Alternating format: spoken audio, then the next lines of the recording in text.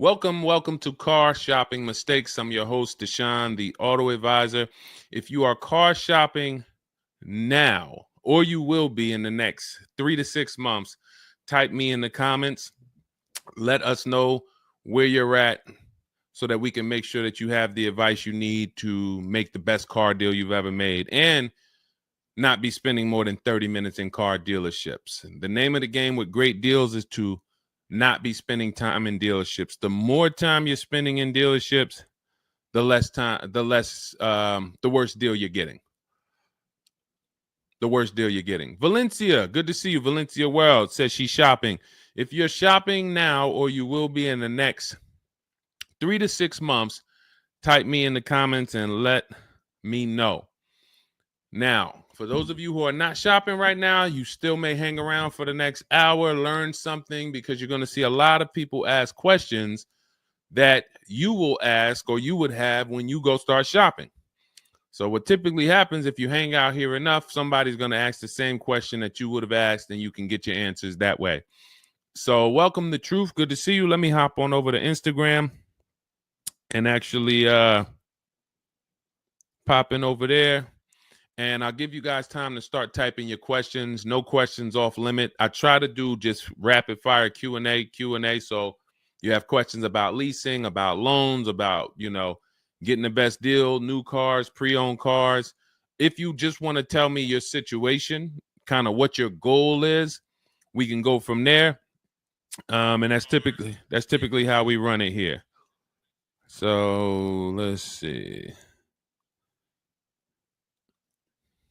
I'll give you guys time to start typing. Once we get the first couple questions coming in, Dolan will start to bring them into the show. And we'll go from there. All right, I'm just sharing the show. Shout out to the sharers. And before we even start with the questions, I want to talk about the mistakes that I see people making. Let's really start out with the mistake of this leasing versus buying. I'm so happy that over the last 3 years, who was taught never lease a car? You were taught or you heard never lease a car. I could not be more happy that we have been helping people get their first lease for the last 3 and 4 years. The financial advice we've been listening to concerning leasing has cost us thousands of dollars. I was going to lease a car next week. As long as you get 5 offers, cool money. As long as you get at least 5 offers, you're good. See, people are out there paying. There's a couple ways that you can get a car.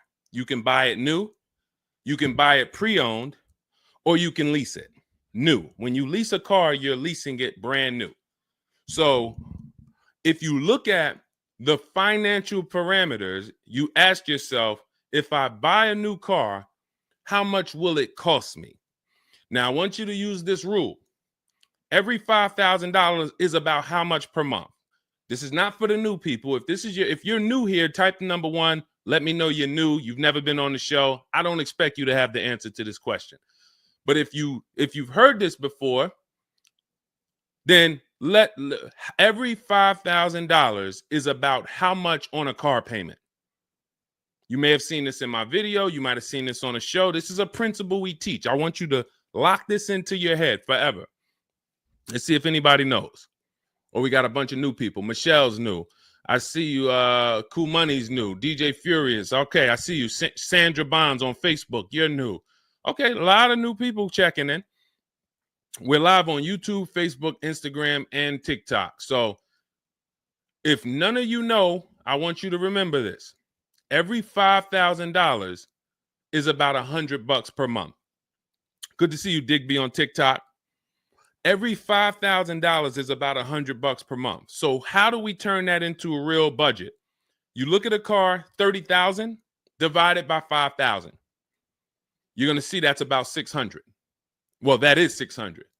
So when you see that a $30,000 car to purchase is $600, if you borrowed that money, now you know about how much that car is going to cost, about how much $600 a month will get you if you purchase.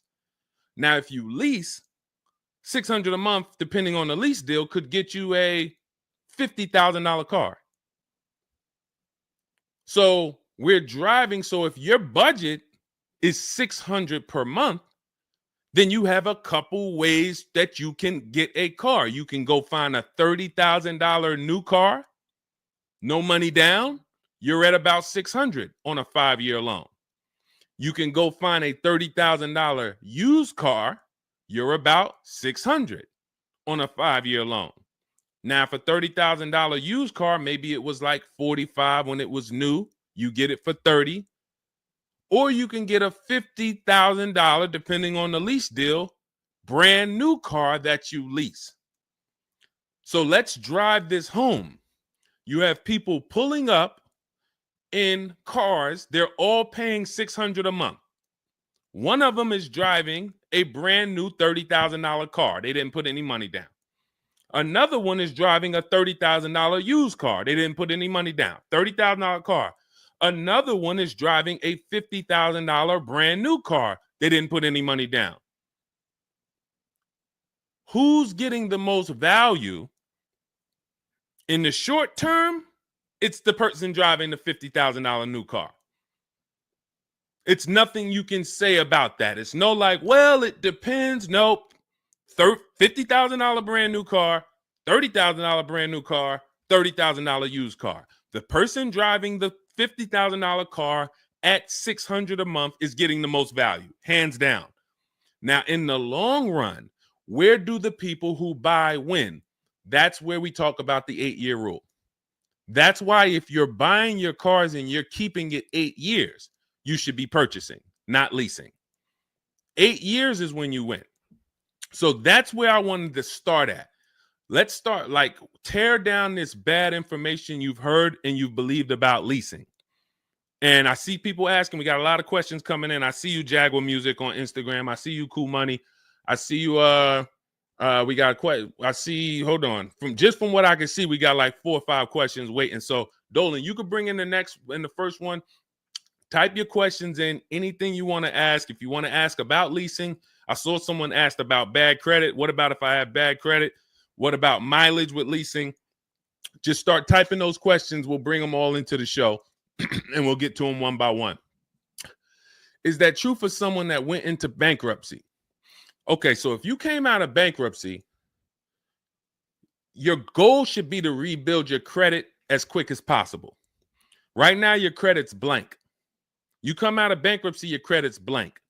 You have nothing there, and that's a good thing and a bad thing. It's easy for you to build. I've seen people come out of a bankruptcy and literally they have a 700 score in 1 year. They're going to go get credit cards.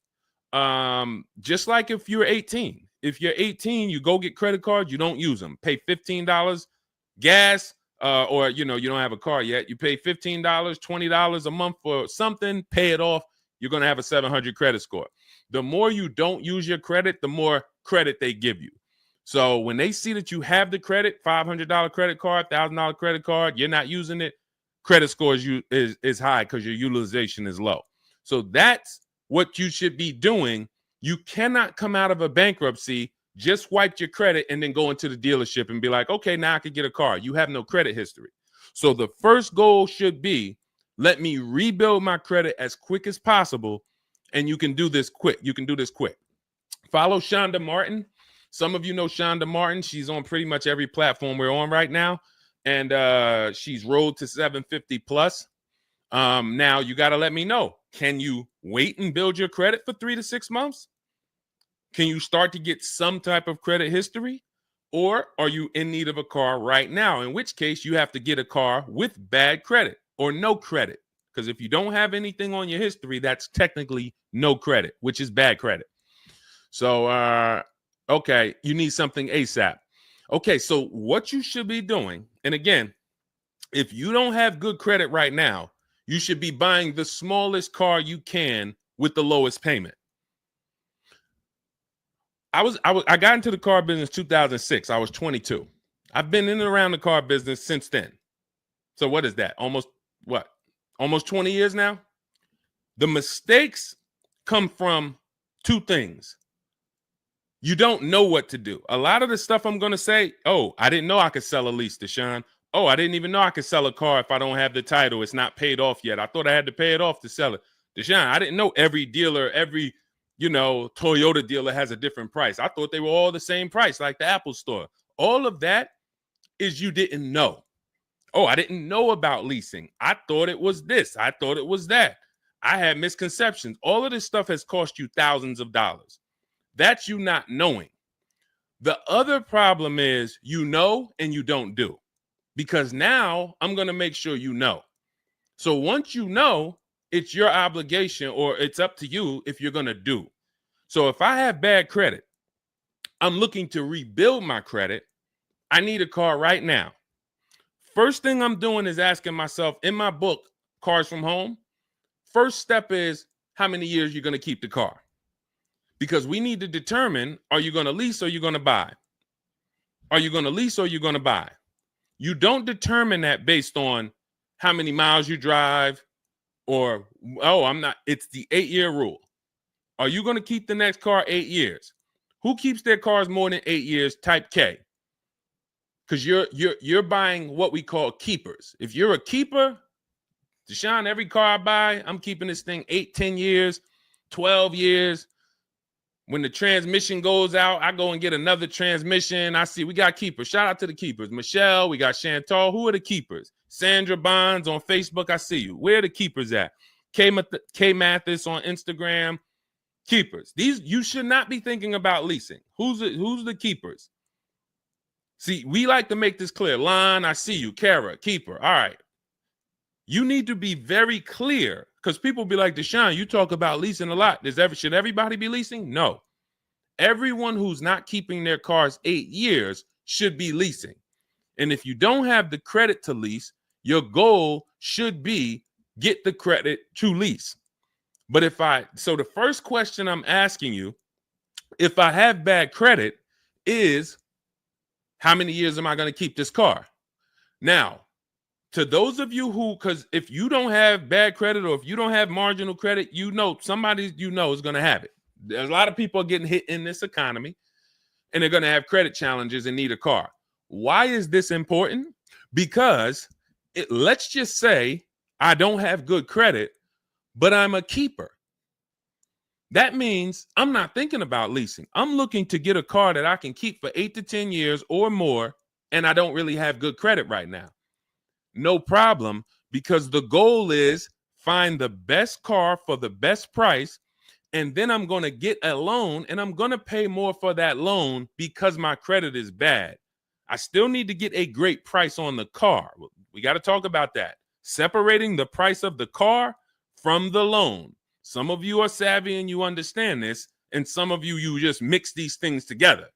But when it comes to getting a high interest rate because I have bad credit, as long as I get a good car, once my credit is better, what can I do with that loan? So let's say I got a great price on a car. I got a car, it's going to last 10 years. It's perfect, but I'm paying 21% interest. So I'm going to fix my credit, work on my credit. And then once my credit is good, I still want to keep this car. What can I do with this loan? Refinance. That's a simple fix. But if you don't realize that you're a keeper, then you're going in and you're getting a bad car, 6 months, a year down the road, 2 years, the car's having problems because you didn't take it seriously that you needed a long-term car. So not only did you mess up the plan because the car is going to start having problems, now I got to see, do I want to fix the car, or do I want to, I got to make the payment, now my payment's due, but then the car's having problems. All of this can be prevented. And you need to know up front what your goal is. But if your goal is to lease, Deshone, I'm not keeping cars 8 years and I don't have good credit, you should be buying the smallest inexpensive car you can that you can get a loan on. $10,000 car, go drive it for 2 years, make your payments, and then switch into a lease. If you're driving a car, if you're buying a car to keep, then you can go and get a nice car, get the most car you can afford comfortably. You're going to have a high interest rate, and then you refinance that car when you actually get, your credit up. So this is all in my book. My digital book, Cars from Home, breaks all of this down step by step. Whether you have good credit, bad credit, how to know when to lease, how to know when to buy, new car, used car, you drive a lot of miles. I have plans in there for everybody. It's a digital book. It's 5-star rated. Thank you to everybody who went to Goodreads and reviewed the book. You can get a copy of the book. It's normally $97. You can get it as part of my launch offer for 75% off. That's $24. It's for 2 hours. So as long as you get there, go to my TikTok bio, my Instagram bio, the YouTube comments or the Facebook comments, click that link, and you'll see $24 for 2 hours. Once that, as long as you get it before that, you got it for $24 instead of $97. And you can have everything step by step. So you're not worried about, I'm trying to remember all of this. You can watch the replay on YouTube too. But all of this is everything I'm teaching is part of a plan. It's not me winging it. This all comes out of my book. All right, go ahead, Dolan. Bring the next one up. Keep typing your questions. I know we got a lot of questions coming in from all 4 platforms, so Dolan will bring them into the show. Just keep on typing. What is considered marginal credit? Now, this is going to depend on what you're trying to achieve. I like to see all right, who's a homeowner? If you're a homeowner, type me. Now, if you have marginal credit before you bought your home, your realtor or your mortgage person probably told you, go work on your credit and then get your credit to this to get a mortgage. A lot of people do that. They go and they work on their credit, and once their credit is a 640 or 620 or 660 or whatever it is to qualify for the mortgage, they go and get their mortgage. That's how it should be with a car. You want to get yourself, if you have the time, you want to get yourself to about that 660 mark. That 660 mark puts you, and I'm talking, do not use Credit Karma. Do not use Credit Karma. The amount of people who used to come into the dealership we run their credit, it's low 6s, 609, 590. And then they call me back, a couple months down the road. Oh, Deshone, yeah, my credit's better. And then we come in and they're like, yeah, I think it's up to about a 660, 680 now. And then we pull it and it's a 620, 630. And that's Credit Karma. Do not put yourself in a position where you're listening to Credit Karma. Pay. You can go to Google and you can type in, get my FICO scores. You want your FICO scores direct from the credit bureau. If you don't subscribe to a thing that gives you it before you go and make a purchase, you want to know what your FICO score is, not what a Credit Karma score is. But if you have the time, you want to try to get your FICO scores all above the 660, 670 mark. That's going to be in that good category. You can qualify for a lot of leases. Now, if you're in the 650, I want you to think about this. I have something I teach called credit and when it comes to profiles, leasing and credit. It's easier to get a loan to buy a car than it is many times to qualify for a lease. If you got a low 600 credit score, a lot of people will approve you. They're just going to approve you at a higher rate, higher interest rate. With a lease, it can work similar. But sometimes where you're in that low 620, 630, it's very tough to get approved. They're not going to take that much risk, but you may have a strong profile. So when you go into this, it's not black and white, guys. It's not like you can say, if my credit score is this, I'm done. What if your credit score is this, but you have a car payment already you've paid on time? When I worked for Mercedes, I worked for Mercedes for 5 years. We'd have people whose whole life was falling apart, but they never missed a payment on their Mercedes. And they get approved all the time. Everything else is falling apart, behind on the home. But if Mercedes sees you pay them, you got approved. So what I say is a current car. That's why those of you, if you're building to get a lease, if you're building to get a better car, pay that car on time that you have now. Because the best thing you can do is have a history of on-time payments on your car.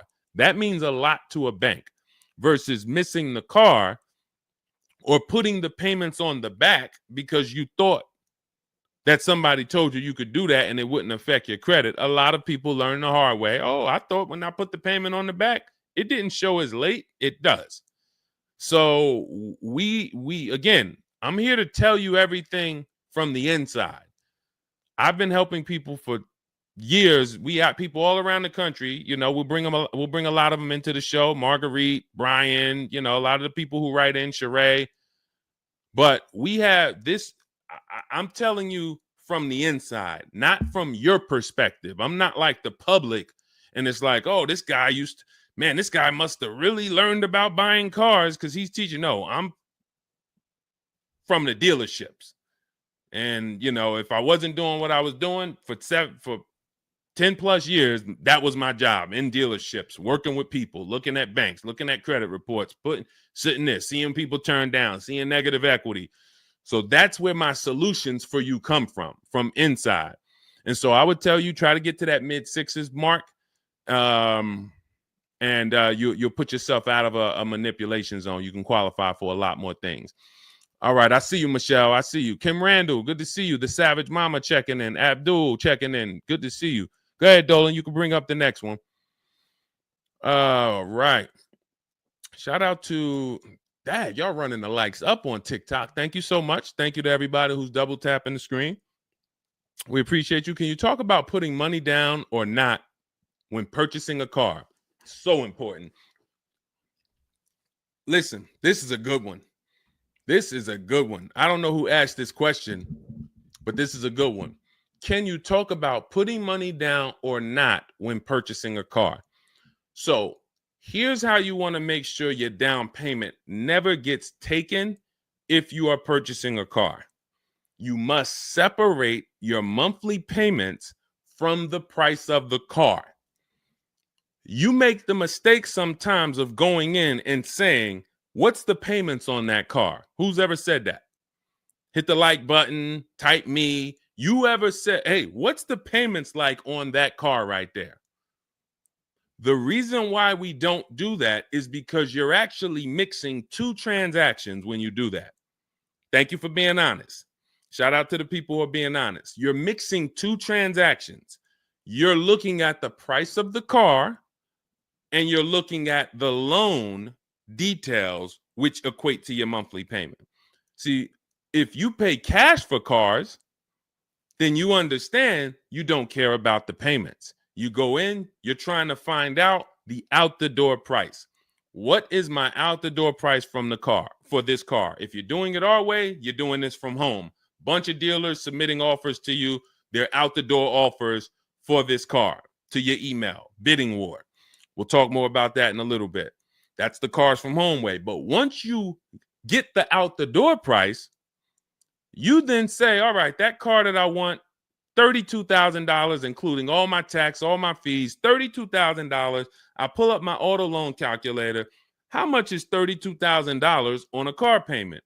Well, 5 years might be around $620 a month.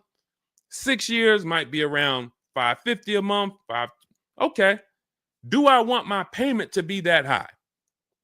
If I could afford that payment, do I want my payment to be that high? You see how we've separated the price of the car from our loan and our monthly payments. This has nothing to do, and this is what we call the 3 pillars of great car deals. 3 pillars. You cannot get a great car deal if you're mixing these 3 pillars. First one, who I buy my car from. Second, who I get my loan from. Third, who I give my old car to and sell it to. That's why we don't say trade here. That's a curse word. Forgive me if I even saying it. And if, we get some questions about trade-ins, we'll explain why we don't trade cars. So we have to separate these and bid out each one. You have so many online tools at your disposal that you just don't know how to use yet when it comes to your cars. You know how to use Amazon to go buy a TV. You know how to get a subscription to YouTube. You got a ton of online tools you know how to use. Shazam, what's that song? Shazam it. But the online tools about car buying, you just don't know how to use them. That's where I come in. Our entire system is showing you websites that do this, tools that do that, And so we can make sure that we're getting the best deal. So the only way you're going to make sure you never lose your down payment is you have to separate the monthly payments from the price of the car. If you go in and say, hey, how much is that payment? The car salesman says, well, how much can you put down? Well, I don't really want to put any money down. Well, all right. If I had to, I guess I could put down like 3, 4 max though. But I'm trying to be at like $600 a month. You're working your loan out with them. That's a loan. And let me tell you how. Let me show you why you can know you shouldn't be mixing these transactions. There's big money in all of them. There's a ton of people who want to sell you a car. There's a ton of people who want to give you a loan. They don't sell cars. Let me say that one again. There's a ton of people who want to give you a loan. They don't sell cars. They want to compete for your loan. That should tell you there's a lot of money in the loan business. Then there's a ton of people who want to buy your car from you. Your car you have now. You're the one you're like, well, I just normally go trade the car in. Well, how many offers are you getting when you trade the car in? Well, I usually just get the one from whatever the dealer says he's going to pay for me. Okay. So there's a ton of people who want to buy that car from you. They don't care about selling you a car, and they don't care about giving you a loan. So when you buy a car from a dealer and you give them your old car on trade-in and you get your loan from them, you just gave them 3 transactions. You did 3 transactions with them in one. Do you see why it's impossible for you to get a great deal doing that? Type $signs if that makes sense. Who's locked in? Because I know sometimes we only got a couple people that be watching. Some people, man, you're cooking dinner and you're like, I hear you, Deshone. You're not gonna save $5,000, $10,000 like my students, and you're cooking dinner and you're just trying to listen in on the side. Look, you're not gonna get this. Look, person got a Kia $439 a month, $35,000 car. Look, save probably $6,000 off the car. Melissa, $12,000 that she got from Carvana. Let me just read something from people who are locked in, so you can, maybe this will inspire you to get locked in. All right, this is Melissa. 4 days of leasing like a boss. That's our system we follow for getting our leases. Started with a Kia Telluride as first choice. Quotes for 36 months, 15,000 miles a year. Ranged from 642 to 653. Went to a Honda Pilot. Ended up getting quotes as choice B from 616 to 713 after contacting every dealer in North Carolina. She did this from home, right from home. She got after contacting every dealer, the dealer I ended up leasing from originally quoted me 719, came back at 616 in 3 days with 0 due at signing. This is on a, where's her car at? I can't see. Hold on, 616. Oh, that one wasn't clear. All right, here, let me read this one. Thanks so much for these resources. I read the entire book last night. Already been underway trying to put my deal together. What a great book. I have my quotes together, and now I'm ready to take the next step with the calculator. Big fan of your channel and the resources. However, when we shop for 12,000 miles per year, do we adjust to 15,000? So these are people who are taking action on a plan. So when you see the plan, there's going to be different results. If you're out here winging your car process, oh, I hope I did this. Oh, shoot, I thought I watched the Instagram video. They told me don't say that. I shouldn't have told them I had a down payment. You're not going to get it. You're not going to save $5,000 or $10,000 on your car payment, on your car transaction accidentally. You don't just slip into that. So lock in and grab this lesson now. I need to separate my transactions. Who I buy my car from is one transaction. I'm going to bid it out. I'm going to give a bunch of people an opportunity to sell me this car. If I'm looking at a used Toyota Camry, I want to see every Toyota Camry within 150 miles, and I'm going to narrow it down, and I'm going to pick the best one, independent of my loan. My loan is a whole nother story, because when I shop for my loan, I'm going to do the bank bidding war where I can have multiple people. I don't even want to mention that without telling you about it, because it's like, whoa, what's the bank bidding war, Deshone? Okay, so you can have multiple banks and credit unions compete for your interest rate in a small period of time, and it's going to weigh on your credit score like one hard inquiry. Like one hard inquiry. Mamba Mentality, I love the name. I love the name. Why can't I do a super chat? I don't know. Yinka, good to see you on Facebook. IB Johnson. On one hard inquiry. So let's just say, and so when you get your loan, how do we know that 5.2% interest rate was the best? How do you know that the 7.1 interest rate was the best if you have no other offers? And what we've been used to is we're just going to go with our bank. We're going to go with our credit union. We're going to go with the dealer's bank. Why? We're going to make these people compete.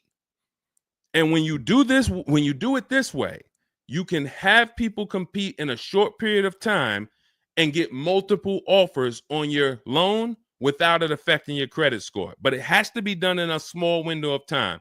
Now, if you Google it, rate shopping, it'll say between 14 days and 45 days. You do it our way, it's going to take you 48 hours. And you don't do this until after you find your car. After you find your car is when you do a hard inquiry. You let these banks and credit unions compete for your loan. And again, you notice I've already found my car. I already got the best price on that car right there at ABC Motors. I got that thing on hold. Don't pick up the car the same day. As much as they're going to ask you, hey, you want to take it home today? You want to take it home today? No. If I take it home today, when do I have time to go shop my interest rates? I'm not taking it home today, but let me get my buyer's order with my numbers on it. Let me go home and let me actually do my shopping for my loan and my interest from home. And then if you can actually beat that rate, it's a competition. But because you didn't know that you could let multiple banks do this in a short period of time, you're only going to your bank. You coming back with a 6.49. Well, I guess that's good. What if somebody could get you a 5.49? Do you know how much a difference between a 5.49 and a 6.49 is on a loan? Could be $1,200. This is why we're getting all the money.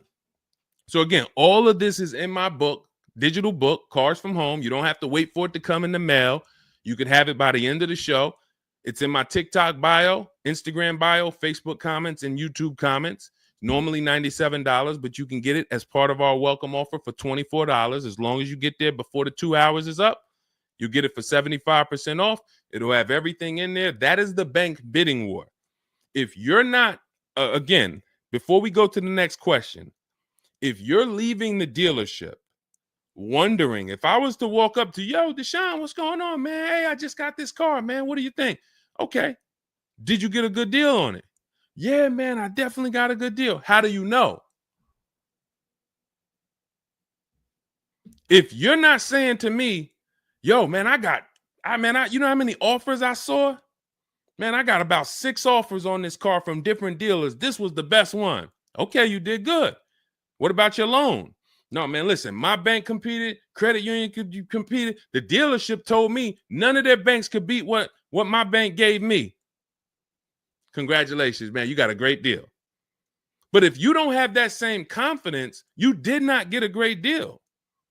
And now you're driving in a $30,000 car, $50,000 car, and you don't have the confidence that you actually didn't leave thousands of dollars in these dealerships. This is crazy. And when you get mad and stop accepting it, you'll listen to what we're telling you to do.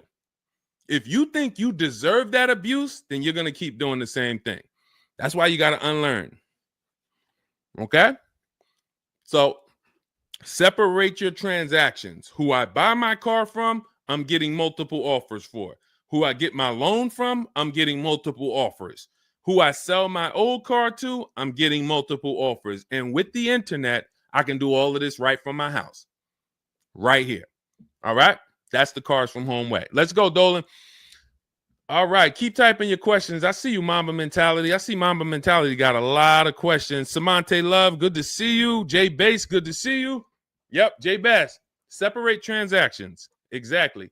D So Chill on TikTok, good to see you. Lisa on TikTok, good to see you. Hector Ruiz, thank you, Hector Ruiz. Shout out to the sharers.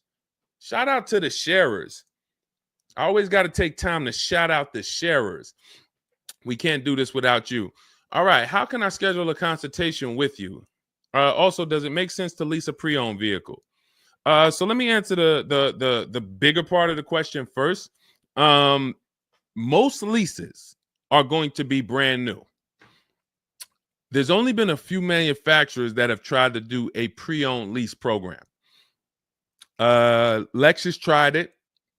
BMW's tried it. And there's certain brands that can technically lease a used car. The reason why I don't like it is because it's not enough of a wide stream. It's not enough of a mainstream program to create competition. And if you can't create competition, then you don't know if you're getting a good deal. If you walk in to lease a brand new car and you're walking in and again, we don't do this. We never sit down in a dealership. We're there to test drive only. We're never talking numbers. But if you are doing it the old way, you're going to go in and then you're going to get a bad lease deal presented to you. And they'll say, well, I could lease you this 3-year-old one and it'll save you like $150 a month. How do I know that's a good deal? It might be affordable. And sometimes you confuse affordable with a good deal. It's not a good deal because you could afford it. I want to let that sink in. We confuse, you know how many people I watch get a horrible deal, but they go home and they're like, yo, man, they got me to my payment. Bad credit usually. A lot of people with bad credit will brag about yo, man, you got to go see Joe, man. Why do we need to go see Joe? Man, he got me in a car. Nobody else could. All right, let's look at the numbers. Dag, you're paying 24% interest. You know this is an 8-year loan? You know this is an 8-year loan. Oh, nah. I just, listen, man, Joe, you sending all your friends to Joe. Oh, look, and this car has 70,000 miles on it. You paid 28,000 for it? See, because they got you to a payment you could afford. So you thought, good deal. Now, I go into a Bentley dealership right now. Bentley's $300,000. And they say to me, we'll give you this Bentley for $150,000. So they give me somebody offers to give me a $300,000 Bentley for $150,000. 50% off. We're going out of business. Take it. Can I afford it? No. Is it a good deal, though? Is it a good deal? $300,000 Bentley, half price, $150,000. Many people, you don't have that in your budget to go and bring $150,000 dropping on a car. Now, if you want to do a business thing, go buy it for $150,000, quickly sell it to another dealer for $220,000. Okay, that's what we would do. But I'm not talking about that. I'm talking about just you alone. Affordability does not equal deal. A deal is a deal whether I could afford the deal or not.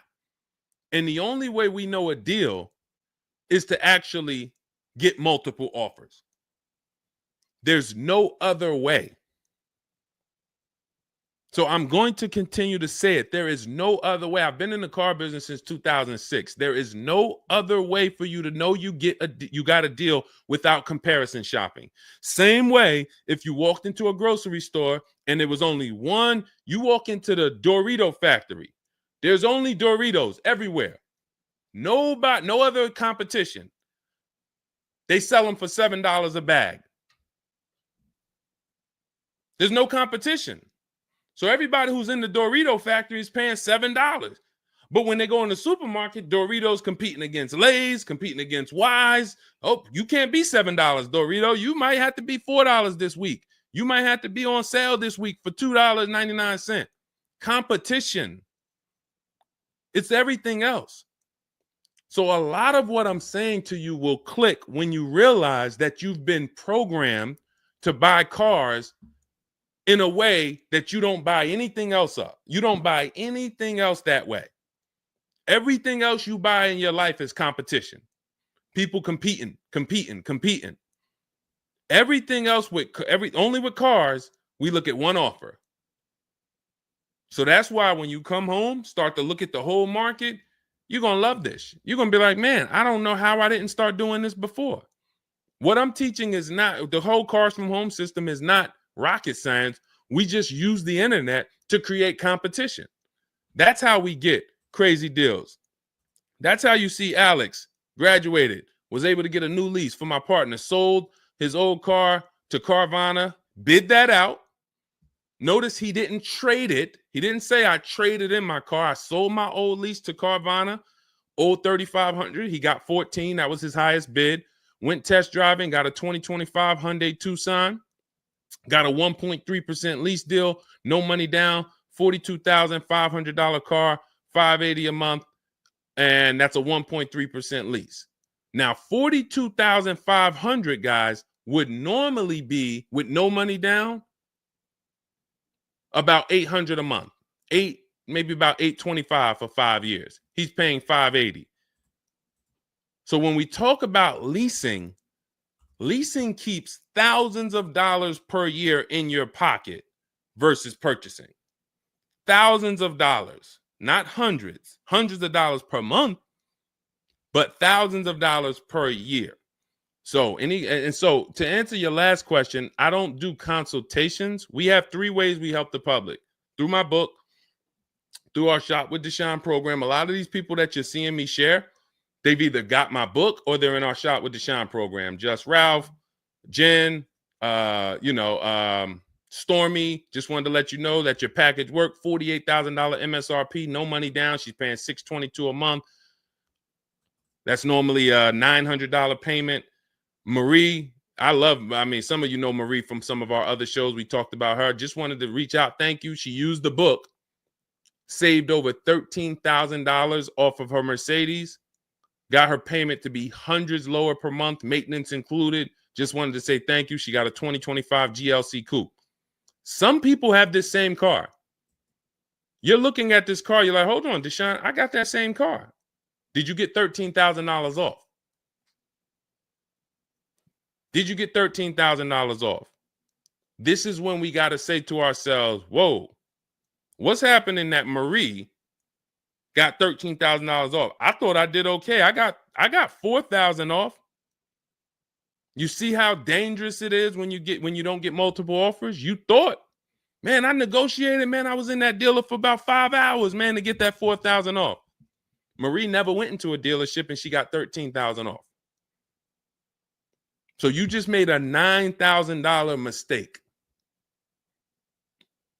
So you could either change your behavior, go grab my digital book, Cars from Home, learn the same thing, use the same strategy step by step that Marie just used, and you could eliminate you making these types of mistakes, or you can continue to do what the car business wants you to do. So in my digital book, you have everything. That's why it's called 7 Steps to Saving Time, Money, and Avoiding Dealerships. It's in my TikTok bio, my Instagram bio, YouTube comments, Facebook comments. You can get 75% off for the next 2 hours. So you won't pay the normal $97. You get it for $24 if you get there before the welcome offer expires. And that's a digital book. It'll be in your inbox by the time we end the show. You'll have all these strategies to use for you, your family, your spouse, your kids, to make sure every transaction you're winning. You're leaving no money on the table. All right. So yes, I don't do, and you'll see in our Cars from Home toolkit in my bio, we do have a program where we shop for people around the country. In fact, before we go to the next question, let me show you what you'll be able to do. But in our case, we do this for our clients. So you get in where you fit in. I don't tell you, it's like if I put a buffet in front of you, everything gets you full. You get the book, you're there. You come into Shop with Deshone, we do it together. You watch our video checklist. You have coaching calls, we have Zoom calls, we have a private Facebook group. You get to your goal. Or you can, if you qualify, you got to have the credit. You got to be shopping for a new car. You can look into our Done For You program. You can book a call with our team. But here's an example of how big of a margin these offers. I want to show you the difference between some offers here, because some of you don't really see it. Hold on. I got to label these better for our next show. Okay, here's an example. So we can see here for this particular car, the payments ran, all of the car itself is $64,000. We're shopping for a Genesis. This particular month on this particular car, the payments range. Y'all ready? We got 6 offers on this car. The payments range from, well, I'm just reading them to you. $973, $899, $1,102, $1,066, $921, $913. Now this is initial payments. Why is there a $200 difference in these initial payments? This is why you never want to take people's first offer, because the initial payments are going to be high. But even in the initial negotiations, why is it, Deshone? Wait, all of these cars are the same price. Why is one dealer at $1,050 and another dealer is at $899? Because they're criminals. So what do you think you're doing if you just walk into a dealership and say, let me give this dealer a shot at negotiating? If you're negotiating with the dealer that's at $1,050 or $950 or $975, where are you going? And the goal is to have that dealer. This is why when these dealers come, when they come down $100, you think, oh, I had to win. Man, they just came down $100 per month. They started out, they were at $590, and now we're at $490. This has to be a good deal. Well, how do we know that they weren't supposed to start at $490 and end up at $390? If this is clicking for you, type a $, because this is clicking for some of you. Those of you who are locked in, this is why it has to be a mentality change. I'm pulling back the curtain so you can see that, Deshone, it's been feeling like when I go to buy a car, it's a mental game. I drive off and I'm kind of happy, but then I don't really have the peace. I don't really feel like I did good. I'm kind of hoping I did okay, right? That's you, right? So I'm telling you that your gut has not been lying to you. I see you, P. Honda Fundamental Salon. Good to see you. Got my book. Use it. Use it and win. So your gut is not lying to you. I'm just the one from the inside coming to tell you that you closing your eyes and hoping things go well is not working. It's not going well for you. If you looked at other people, they're doing better. If you looked at people with strategy, they're getting cars for $200 a month less than you. They're getting $5,000 off less than you. They're leaving knowing that they got the best deal because they saw so many offers. You're hoping, and that hope is not leading to that hope is a bad strategy. So what you want to do is you want to change your mindset and realize that the dealer's whole goal is to keep you from shopping. If you burn that into your head about the car business, the entire goal of every dealership is to keep me from shopping their competition. And if you know that, then you're not going to go into the dealership. You're going to say, all right, how can I be at home and do this from home? Again, that's all in my book. But even if you want to make calls, there's some people, you've been on to this since 4 years ago. 10 years ago. You're like, Deshone, man, I knew, man, I don't go into those dealerships. I call around, I'm going to get me a bunch of offers. And by the time I get there, that's when I'm picking up my car. You've been on to this truth for a long time. Some of you, I'm not telling anything new. Some of you, you're like, whoa, I didn't know that really. I thought that it was all about going in and just negotiating. No, because 80% of dealers are never going to give you what we call a below market deal because they got too many other people walking in that's willing to pay a higher price. So you have to find the dealer who is going to give you that low payment out of the whole market. That's why this is a bidding war. And when you start to do this, you're going to be like, yo, why does it seem like this is kind of fun now? I kind of enjoy this. Is like a game. And you're the prize. So instead of feeling like you're begging, oh, come on, can you do another $500 off? Come on, man. I'm only asking. Get me from 520 to 499, man. You're begging. So instead of begging, you got people now competing for you. Whole different story. That's what we want. That's the transformation we want for you today.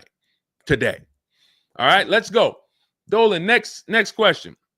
All right, Fundamental Salon, I see you. I see you, Jay Bass. I see you, Randall Pine Straw. You got the number 3 gifted badge. Thank you. Y'all lighting up the lights on TikTok. Thank you so much, Monica 9300, BKS Aggie, Timothy Garces, Drew Saberton reposted the broadcast. Thank you so much. Shout out to everybody sharing this. What about military personnel? What's the question? Just rewrite that question because I don't know. What's the question? I know what about military personnel. I don't know. Are you asking about military rebates? I don't know. So just kind of give me a full question, and then I'll be able to give you a better answer. Hello, I'm planning on purchasing a 2025 Escalade. Any negotiation between the MSRP and the invoice? Of course. Now, if you walk into a dealer and you say something like that, what is the dealer going to say? So let me ask everybody who's watching. We're live on Facebook, TikTok, Instagram, and YouTube. If this person casually walked into the dealer and said, hey, is there any negotiation between the MSRP and the invoice? What do we think a smart dealer is going to say? Not an honest dealer, a smart one. Thank you, Sassy. No. No. And you know what's crazy? They're going to say it in a way that makes you believe it. So if I put my car salesman hat on and I switched it to kind of for myself, this is what it would sound like. Or is there any negotiation between MSRP and invoice? Not really. On these cars, I mean, we don't even have a lot of them. A lot of people are trying to get them now because the tariffs are about to hit. And even though this is an American-made car, some of these parts, they're produced in Mexico. So there's not, we really like to, a lot of dealers are selling them over MSRP. In 10 seconds, I just took you to, whoa, but can I get MSRP though? See, that's why I'm never training you to go in and negotiate with people that negotiate every day, 3 times a day for the last 10 years. You're just not going to be a match. You might negotiate office furniture. Yo, Deshone, I do office furniture. A car salesman couldn't come in and negotiate with you on office furniture. But you can't go into a car sale and negotiate with car salesmen because, again, the psychology, we just know every question to ask, everything to say. It's a mind. And so some people use it for good and some people use it for evil. And so how do we find out what the discount is on the Escalade? We talk to multiple Cadillac dealers. Now, if you're doing it our way, in my book, I have scripts that I wrote for you. It's all by email. So there's a reason that people can actually go in, use this book, use these scripts, and come out with great deals. This is Trey. Trey got 3 cars using our system. He says, my son was in the market in 2025. He just got a 2025 Blazer. He said, I started sending emails in the wee hours of Tuesday morning. So those are email scripts that I wrote. They're in my book. You have access to them when you get my book. You're using all my scripts. We're not talking. We're not doing any of this by mouth and saying, oh, I got to remember What did Deshone say? Don't, oh, I didn't want to say that. None of that. There's no room to make a mistake. We're just typing, copying, and pasting. He says, emailed 25 to 30 dealerships, got 8 offers, closed the deal in 2 days. 2 days. So some of you, you're like, Deshone, I need a car in like 2 weeks. No problem. Trey got his in 2 days. So once you start this process of engaging with the dealers, you'll get a car in 3-4 days if you're slow, because that's the way it's set up. So he gets a $56,000 car. He closed the lease at $560 a month on this Blazer electric vehicle. $560 a month, first month's payment due at signing. That is a $56,000 car. And he's gotten 3 cars. He said his first one with our system was 2.5 years ago. He leased another vehicle for his daughter last October, and now he just got his son's lease. 1.5% lease, a 1.33% lease for his daughter, and a 1% lease for his son. So if you're doing it our way, you're sitting at home, you're getting multiple Cadillac dealers to compete by email, and then you're going to see, oh, this one's going to take off $2,000. This one's going to take off $5,000. These 4 are taking off nothing. This one, he's charging $3,000 over the list price.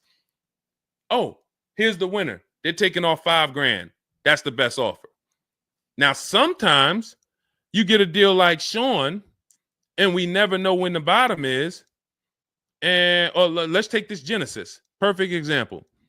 This is a 2025 Genesis GV80. As you can see right here in writing, if you're on TikTok, you can't see, but if you're on Facebook, YouTube, or Instagram, you can see. You can see, let me just take that comment down real quick, Dolan, so I can show the discount at the bottom of that sheet, please. Just snatch that just for 1 second. Look at that. $8,469 off retail price. Brand new 2025. Okay, you could put it back up, Dolan. Thank you. So when you look at that, this is the lowest offer of multiple offers. Maybe $8,500 is the best discount on this particular vehicle. But when we go to Sean, let's go to Sean. F-150 Lightning, XLT, $73,000 vehicle. What's his discount? $21,000. Look at the dealer discount and look at the rebates. And every dealer is not going to tell you the rebates. Some dealers will not be honest with you about the rebates. They'll hold some of them or they'll hold all of them. When he got all his offers, he saved $21,000 off the price of the car. So how do we determine, to answer your question about the Cadillac Escalade, what's the discount between MSRP and invoice? We don't know. Could be the best discount could be $3,000. The best discount could be $5,000, could be $10,000, $12,000. We don't know. And because you don't know, you cannot negotiate. If you knew that the best discount you could get on a Cadillac Escalade was $8,000, you knew that, then it would be easy to negotiate. I'm just going to go on. All right, man, come on. You're at $6,000. Nah, man, I want another $1,000 at least. I'll let you keep the last $1,000, but you got to get me to $7,000 because you know the bottom, $8,000. No car that we go in to get do we ever know what the bottom is. So what you're doing is you're feeling for the bottom. But if Sean thought $10,000 off was the bottom for his F-150 Lightning, then he wouldn't have got $21,000 off. That's the danger. So when I say to you, you're leaving $3,000, $5,000, $7,000 on the table, you can't say to me, Deshone, no, I'm not. Because I get so many offers, man. I know I'm not leaving money on the table. You don't know you're leaving money on the table. I got $8,000 off my Infiniti truck I got when I leased it. How do I know that was the best offer? Because I had 7 other offers.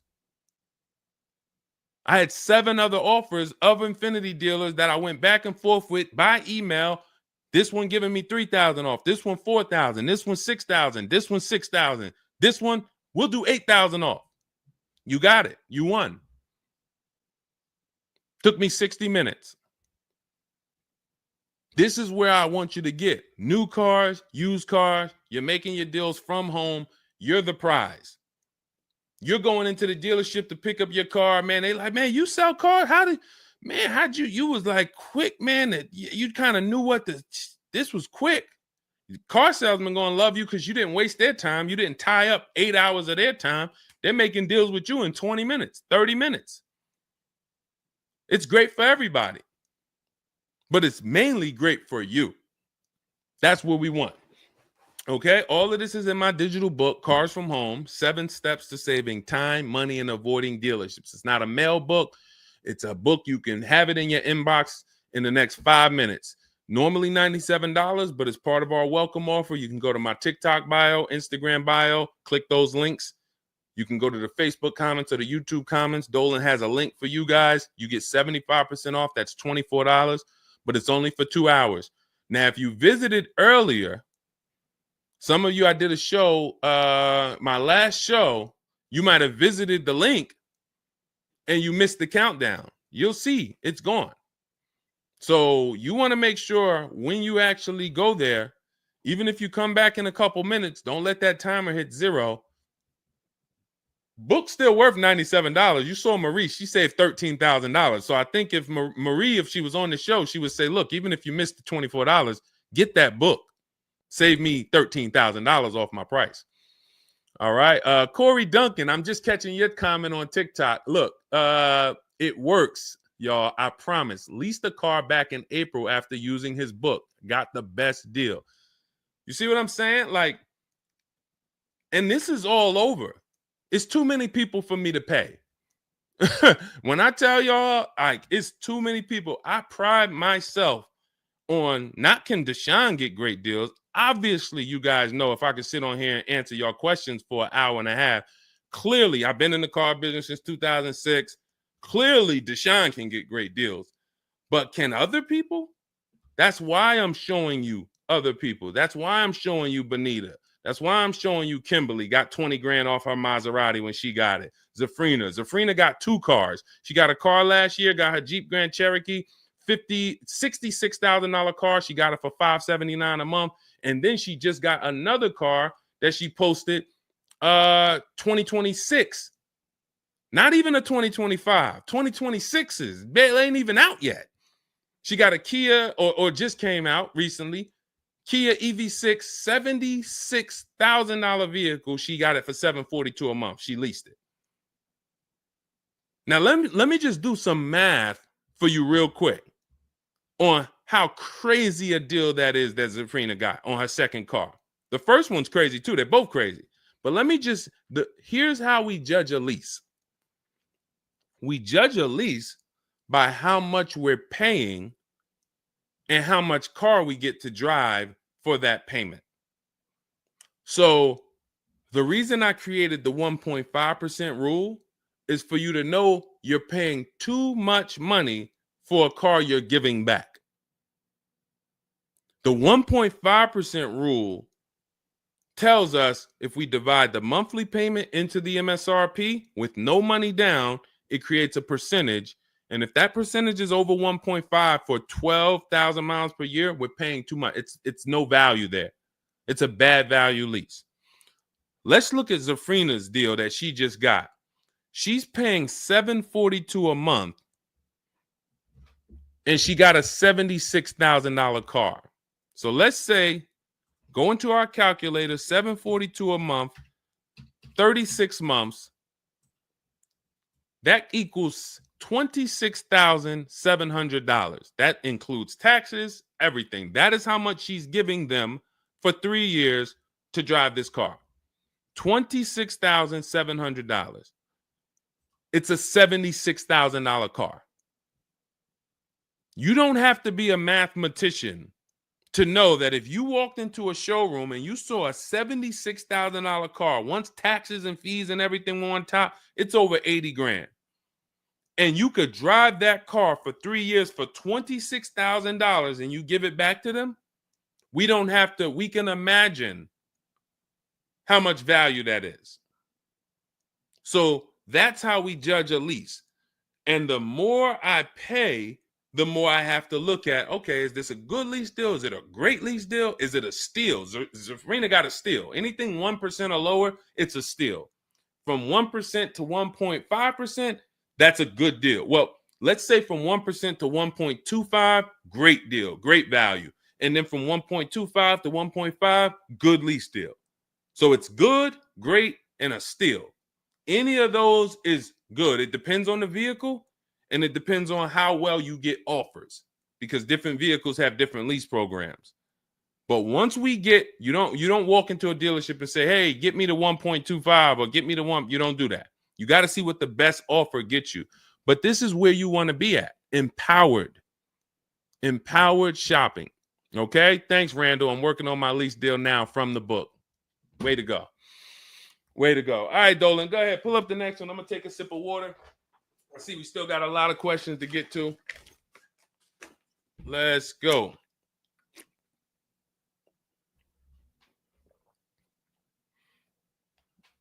Mark is me. Good to see you on Instagram. Checking in. All right. Let's go. Does it matter if you email or call a dealership to find out the best price? All right. No. You just got to realize it's going to be different things that come with phone. The reason why. Okay. Who's a good negotiator? All right. Let me put it like this. Who's not a good negotiator? Let's be honest. Who's not a good negotiator? Type me. You're just not. It's not your thing. You don't really like confrontation. Not a good negotiator. Let's go. Who's going to be honest? Oh, we got a bunch of good negotiators on here today. Bunch of good negotiators. Where we at? Hershey. What's going on? Randall, Sassy. Who's okay.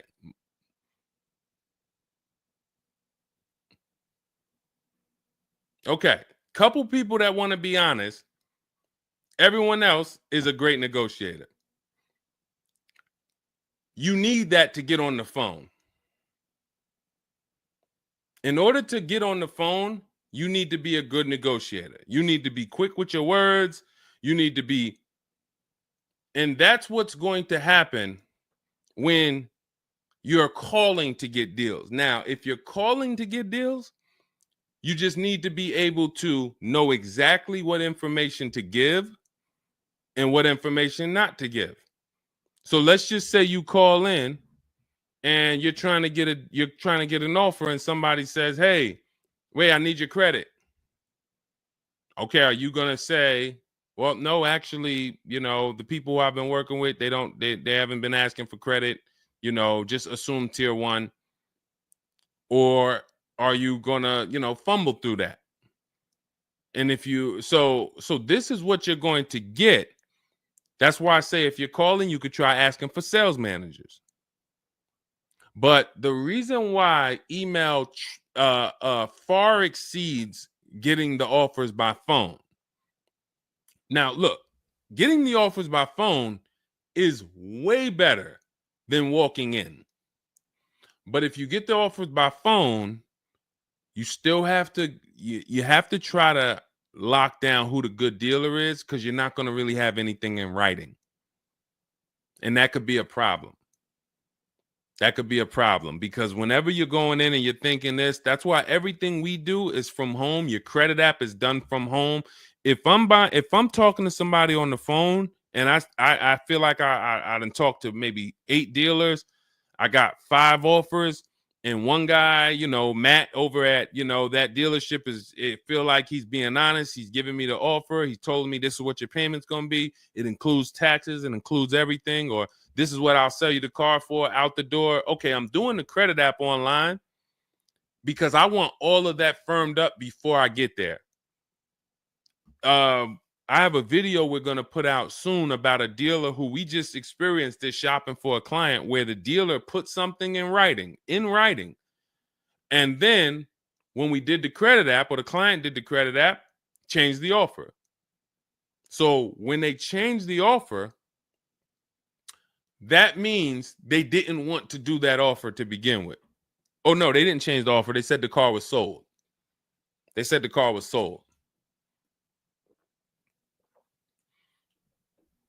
Me knowing what I know that what they wanted to do was tell you one thing and then they wanted you to come in so that you could so they could raise the price on you. This is why we are not going in until we do our credit app online. And when I tell you we are doing everything from home, except the test drive, we are doing everything from home. We're not going in, all right, come on in, let's finalize this. No, we'll come in and pick it up. You can send me the credit application. I will email you my driver's license. I'll email you my insurance card, because when you do this, your deal is solid. If you're going in the dealer to finalize your transaction, the deal is actually not solid. The deal can be changed. And what you'll see sometimes, like in this video we're going to post, is once they find out they can't get you to come in to actually change the price, that's when they're going to start changing the tune. That's when things are going to change. And okay, I see what you were trying to do. You were trying to get me in there so that you could change the price on me. So that's why email is really the gospel when it comes to us. And another thing, you don't have to talk to anybody. You don't have to remember what you're going to say. What's up, Robert Ishel? You don't have to remember what you're going to say. You don't have to worry about saying the wrong thing. When you're doing this by email, especially when you're using our stuff, if you have my book, my digital book, everything's in there. The scripts are in there. When they say, when can you come in? We have a script. When they say, hey, we only give quotes on for people who are in here, we have a script. When they say, hey, I don't have this car, but I might be able to get it for you. Are you open to that? We have a script for that. Everything, we have probably 50, 60 scripts. Everything they're going to say. So that allows us to have conversation by email. We're not just emailing. We're having, Marcus Me asked, I see a question about warranties. I got you. Hang on. Mark, we're not just emailing, we're having conversations by email. Big difference. Conversations by email move things forward. Oh, we can't do this. Oh, how about this? Hey, it's a back and forth. That's why our scripts are so powerful, and they move things forward and they keep it on your agenda. So again, me, myself, I could do it either way. If I was doing one car deal, I could call around. I'll ask for sales managers. I'll talk to the sales manager. I'll try to get a car deal done. But it's the transferring of information, and this doesn't work on a used car. So this only works on new cars. So if I was buying a used car, it's a whole different system. But another reason this isn't effective. What's up, Smitty? Hopping in on TikTok. Another reason that's not effective. Again, better than you walking in. I'm just being straight up with you. If you told me is that better than me walking in? 100%. Get on the phone. You will do way better on the phone than walking in. But compared to email, you ask me like email or phone, which one's better? Email crushes it because I can have conversations quicker. I have stuff in writing. I don't have to worry about not having something in writing, and I show up and I thought that it was this and then it's that, and then it's nothing I need to remember. Yeah, I think that's enough. I think that's enough. So again, in my book is all the scripts. And without you knowing what to say when they say this, then the conversation is going to move slower and you'll be typing everything manually. What should I say to them? All right, what should I say to this? When they say, oh, can I have your full address? Okay. These are the things that you want to know how to respond to. Okay. All of that is in my book. But again, either way is better than walking into the dealerships. Walking into the dealerships is where you're going to lose. All right, go ahead. Next question. Kevin Carroll, Jamie Rodriguez. Good to see you. How do we apply for a soft credit pre-approval? You have to find a bank or a credit union that does it. If your bank or credit union should be the first people you ask, can you get a soft credit pull pre-approval? Because the soft credit pull pre-approval doesn't start the rate clock, doesn't start first of all, the rate clock starts at the hard credit pull, which means your credit bureau, Equifax, Experian, TransUnion, they're looking now and saying, okay, you have a certain period of time where you can do more of these to actually get different rates. But once that period of time closes, we're going to update your credit score. So let's just say you get that hard inquiry, and when it closes, your credit score drops 10 points. Okay. Had you gotten 3, it would have dropped 10 points. In that window, same 10 points. But if you let the window close, then you go and get another hard pull. When the next window closes, it's another 10 points. That's why we don't want to be moving like that. We don't want multiple hard pulls in a spaced out period of time. So you want soft credit pull, and if your bank or credit union doesn't do it, go to Google. Go to Google, type in soft credit pull pre-approvals. Find a bank that does it, because all you want to do is put your budget together. This might not be who you get a loan from. It's just for you to put your budget together. And if you've ever bought a house or you got a mortgage, you'll see, all right, you might pre-approve me for, 4.25 interest rate. And then once I go to get my loan or my mortgage, it might go to 4.3. It might go to 4.6. It doesn't matter. This is just to budget. You need something so that you can know how much you can spend. That's the purpose of the pre-approval. So it's no reason for you to ever give a hard credit pull. You are much better off just using the rule of every 5,000 is about $100 per month. Burn that into your head. Every 5,000 is about $100 per month. So that means when I'm looking at this $30,000 car, that's $600 a month for 5 years. What if I want it to be $500 a month? Then I need to, instead of taking out a loan for $30,000, I need to take out a loan for $25,000, which means I got to put $5,000 down. But if I'm taking out a loan for $30,000, it's going to be about $600 per month on a 5-year loan. You could go to 6 and it'll drop it a little. For 6, it'll drop it another, But if you don't have that rule of 5,000 in your head, you're too off in your budgeting. You need to have some type of anchor to what this car should cost me. If I'm looking at a $50,000 brand new car, I don't want to be able to, give me the $600 a month on that. Wait, Deshone already told me every 5,000 is $100 per month. How am I looking at a $50,000 car and saying get me the 600 on that? Just divide 50,000 by 500. You're gonna see, oh, that's 1,000. This thing costs 1,000 a month on a 5-year loan. Yes. No money down. Yes.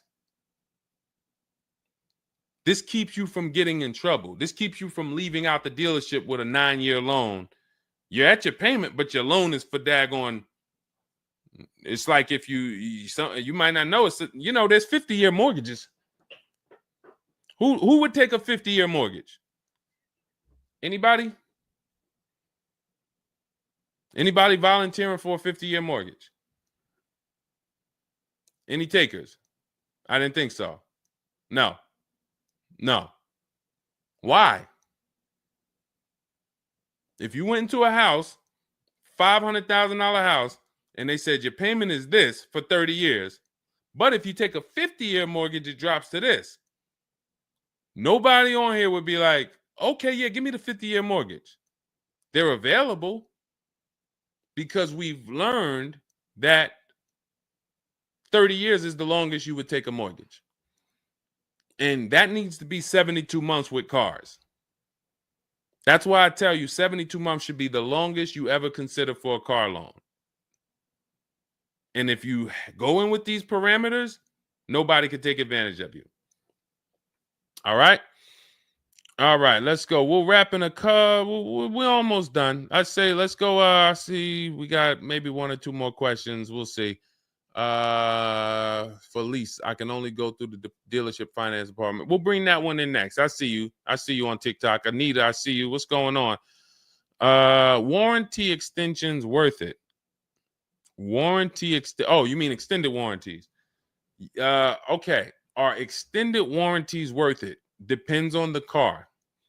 If you with warranties, you're asking yourself, what's the odds that things are going to break on this car?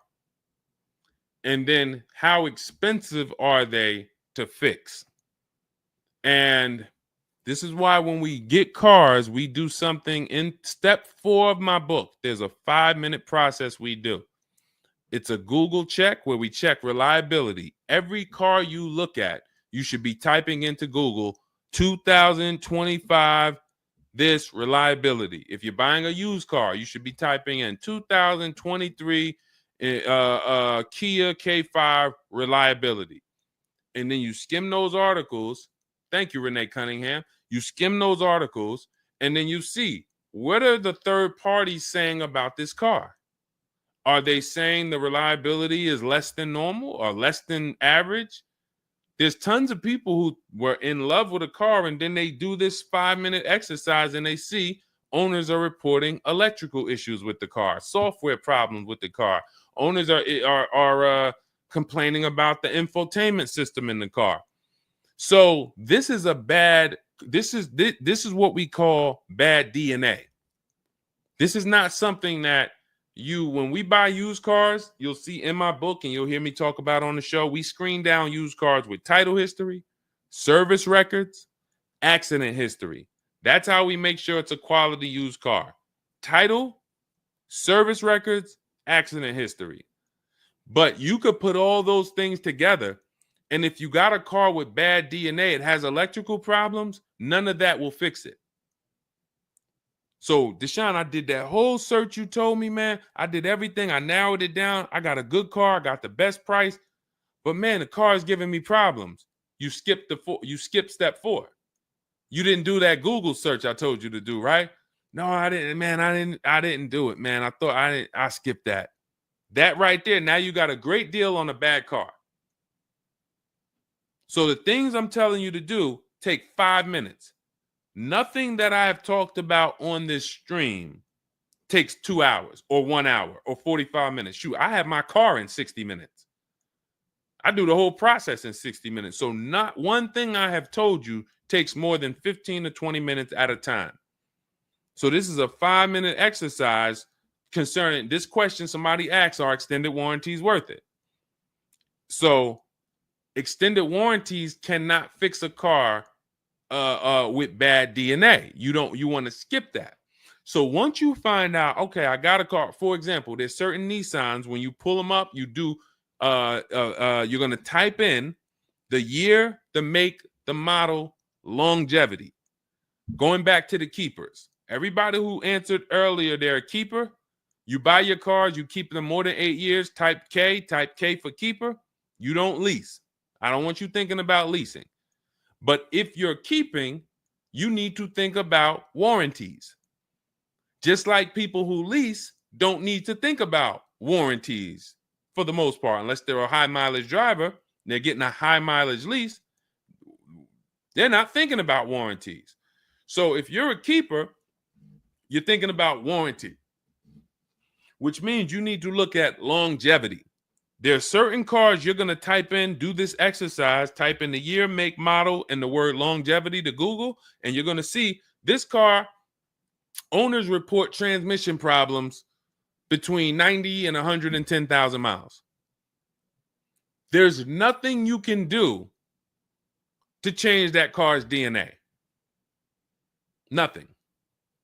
So yes, you can get one with good service records, good accident history, good title history. Nothing you can do to change the fact that that car has transmission problems from 90 to 110,000 miles. So once you do that exercise, that quick 5-minute check, then we can look at what's the cost of repairs on this car? Is it a Mercedes where when something breaks, it's $2,000? If it's a Mercedes and something breaks, and you can keep typing your questions. If you have a question on TikTok, nothing's off limits. So we got time for a few more questions, but you got to type them in for us to bring them into the show. So are we, once you know what cars, like give you an example, you got a Honda, you got certain cars, they're very inexpensive. Something breaks on the car, the parts are cheap, inexpensive.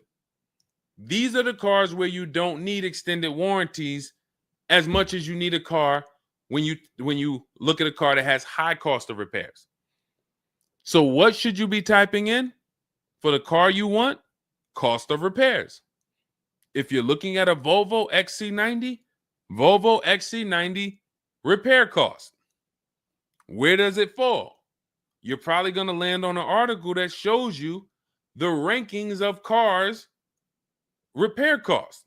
If you see that Volvo and Cadillac and Mercedes and all Range Rover, Land Rover, they're up here, then you need an extended warranty.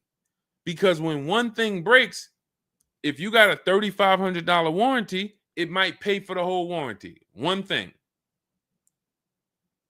But if you're looking at a car and it's very low, Mazda or Honda or Toyota or very low cost of repair, then maybe you save the $3,000 and you don't get an extended warranty. You just put that money to the side. So it's going to depend on the car. When I worked for Mercedes, if somebody was buying a Mercedes, I told them, go in there, finance department, buy as much warranty as you can afford. That was my words all the time. Buy as much warranty as you can afford. IDK, following your book to secure a lease. How do I get it without putting money down? We don't shop with money down.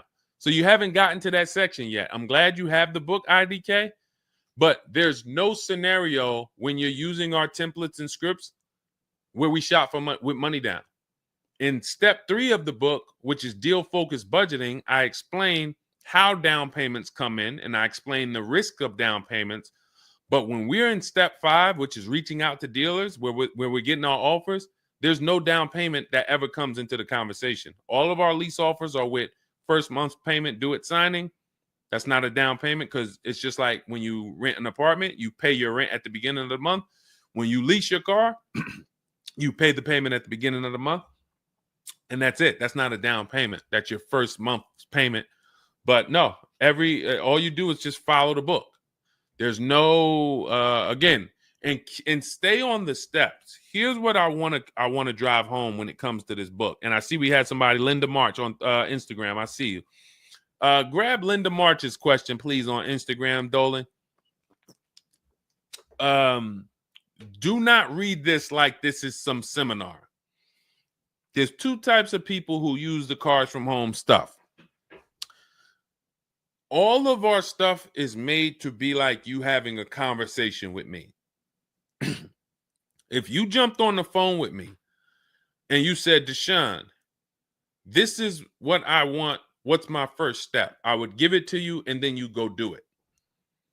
I wouldn't say to you, okay, Linda, you're going to do this. And then once you do that, go and do this. And then once you do that, go and do this and then do that. And then by the time you finish this, you'll see this on this website, and then you'll be ready to pick up your car then. How would that go for you? Carrie Ann, Gifted Hands Cash, good to see you on Facebook. Well, how would that go for you? You would be like overwhelmed, confused, messing up. That's the way it is when you get my digital book, Cars from Home, and you read it straight through. What you're seeing all the steps. The last step 7 is delivery or pickup, and I'm congratulating you. You did it. The step before that, we're going over paperwork in the finance department and extended warranties. You shouldn't be there because you should be going through step 1, checking it off. Deshone told me do this. Step 2, check it off. Step 3, and then once you get to step 7, which is delivery, check, just picked up my car. It's a checklist, not a Bible or a almanac for car research or car studies. That's not what it is.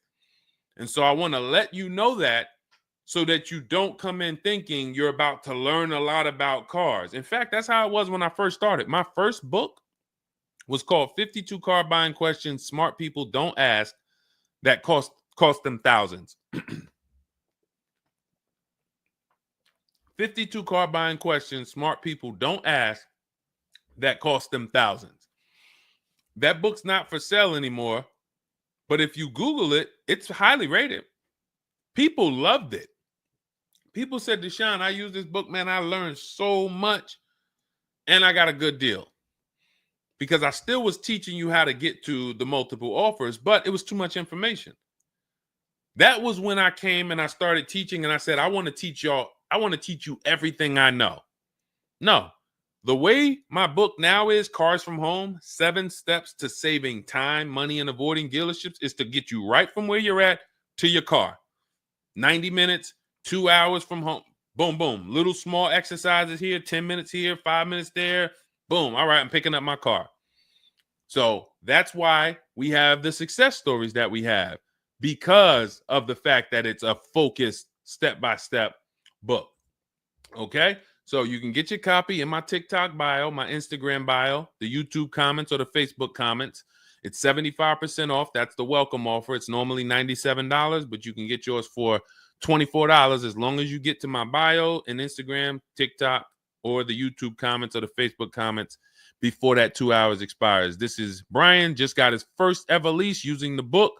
Thank you, Brian. 2025 Honda HRV, $30,000 car, $395 a month. That's a 1.2% ratio. No money down. Initial quotes from that dealer was $434, and he used the counter offer calculator and got it down to $395. So that's his best offer, not to be confused with his only offer. That's his best offer that went from $434 down to whatever he ended up paying to get it to 1.2%. So that is how you want to do it. Step by step, go grab your book. Make sure when you get your book, screenshot the thank you page, because my support team's email is on there. Sometimes you're typing fast, you misspell your email, but as soon as you actually pay the $24 and get your book, you'll see the book is on the thank you page. So you can click that link, open it, save it. Make sure you save that link, because every time I update the book, that link is your master link, and I also email you a copy. Okay, and then you'll have everything we teach step by step to get as many cars as you want. You'll see, you'll be like Sheree, you'll be like Zafrina, 2 and 3 and 4 cars. Rosalie, 4 cars. Ken, we talked about. Trey, we talked about earlier, 3 cars. These people have been with us since 2021 and 2022. So if you're new here, you got people that's already 3, 4 cars up on you using what we use, and catch up. All right, go ahead, Dolan. I saw we got a couple more from Carrie Ann. We got Linda March. Following your book to secure a lease, how do I get it? Oh, that's what we just answered. We already answered that one from IDK. I saw you grabbed it, but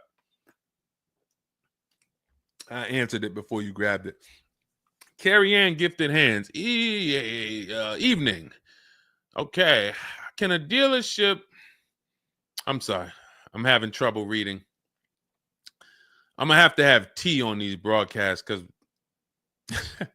can a dealership take your newly purchased vehicle to a private mechanic without telling you? Actual dealership, because he refused to pay the money to get it fixed. Can a dealership take your newly purchased car? So if they're taking it to a private mechanic, then it most likely does not have a manufacturer warranty, because if it had a manufacturer warranty, for example, Kia has a 10-year manufacturer warranty, bumper to bumper warranty. I think it's 10-year bumper to bumper. But when the manufacturer puts a warranty on a car, dealerships don't really want to take it anywhere, because the manufacturer is covering the cost. They're covering the cost of the parts. They're paying the dealership for the labor. So it sounds to me like you got a pre-owned car and it was newly purchased to you, but it doesn't have a warranty. So they may have offered you some form of warranty. Maybe they put something in writing, and whenever you buy a car, you should have something in writing on the buyer's order. This is why we have a whole step in my book for paperwork and protection. That's step 6, because you need to have certain things in writing before you actually take delivery or pick up. But it sounds like they probably had an in-house warranty, like, hey, if you come back, you got 30 days or 3,000 miles, or you got 90 days, and if anything goes wrong, just come on, bring it back. And now you brought it back because you had an issue, and they're looking and saying, well, our guys can't fix the issue, or we don't want to pay our guys to fix it. We're going to pay, this guy over here, and he's going to fix it. He can do that because there's nothing in writing that says he can't do that. And she said, correct. Ask me how I know. I swear, the reason why I invite you into my world, guys, is because everything that you think is complex is totally normal for us. That's a crazy situation for you. I can tell you exactly what's going on because I've seen this situation for the last 20 years. So when you're coming into our world, it's like, wow, this guy really knows. I see why he can kind of keep me calm, because this stuff is calm for me. That's where I want you. It's like being with somebody and you're going into a scary situation, but they've been here 200 times. Oh, it's dark back there. No, nothing ever comes from back there. When we get up here, you're going to hear some sounds in the bush, but that's just little raccoons and they're harmless. They actually like, oh, okay. You start to get more comfortable because the other person has been here a lot. So there's nothing in writing that says he can't do that. But if it is in writing that he needs to fix the issue, that's really all you care about. What's really in writing is you need to fix this. How you fix it and who you get to fix it, that's your internal business. If you want to take it and outsource it to another mechanic because your mechanic can't figure it out, that's fine. Some dealers have a relationship with a dealer up the road. So if, a used car dealer might take it to a Subaru dealer if it's a Subaru, and they might, but their thing is they need to get it fixed because they're obligated. You said just purchased it, went back into the shop 2 weeks later, still did not have it back. Exactly. So they're going to try to do everything possible to get it fixed. And that may include taking it to someone who they think can fix it. Now, I assume, are your payments due? Did you start a loan? Because this is different if you have a loan and you have my car and I have a payment due in 2 weeks or 3 weeks or 1 week. And if my payment is due, then I'm going to actually wait probably 1 month. And if I don't have anything in writing of when I'm getting this car back, then I'm going to make a police report. And because now I'm getting ready to either unravel this deal. You got to give me a car. I need to, and watch this. Why the police report? It's to document what's happening. First of all, people don't like to see police pull up to their, it's leased. It's a brand new car.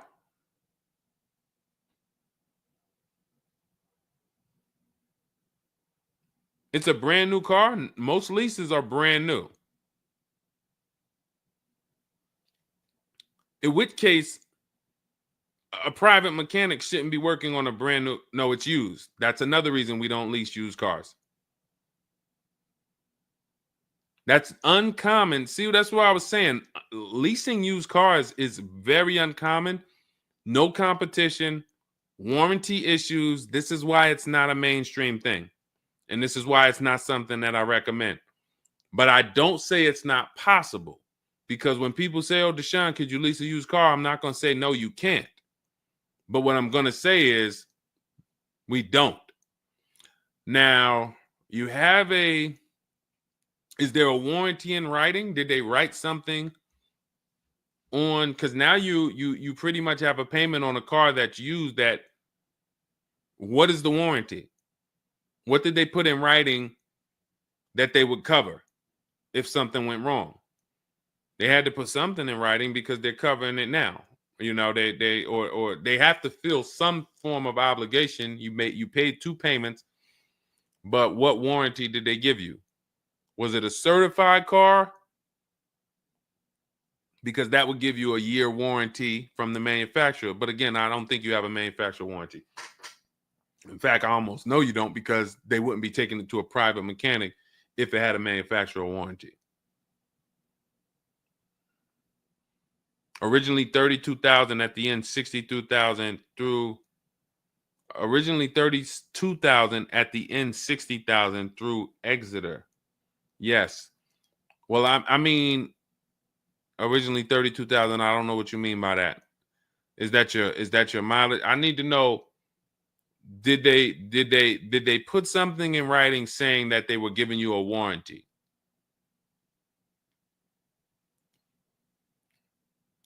We'll try to work through this, because it's no different than if you bought a car from them.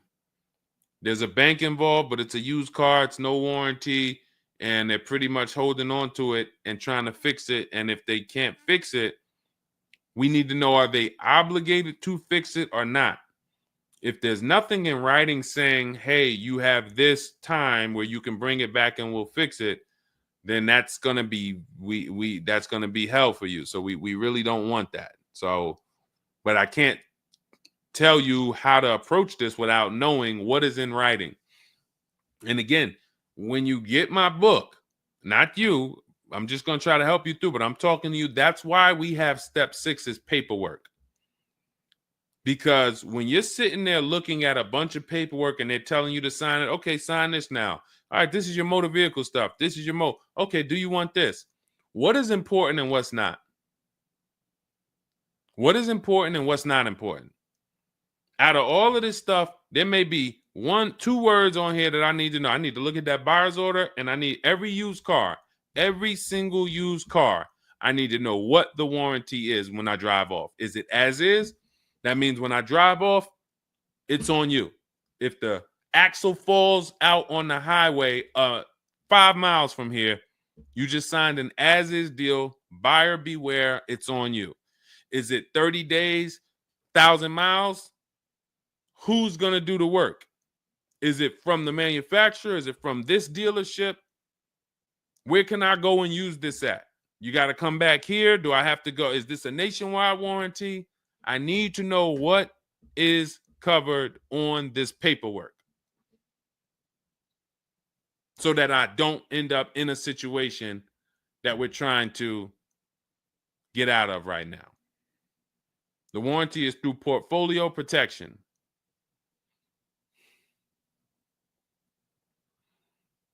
So it's a warranty. May not be a good one, but it's a warranty. So if there's a warranty, that means they're obligated to fix it.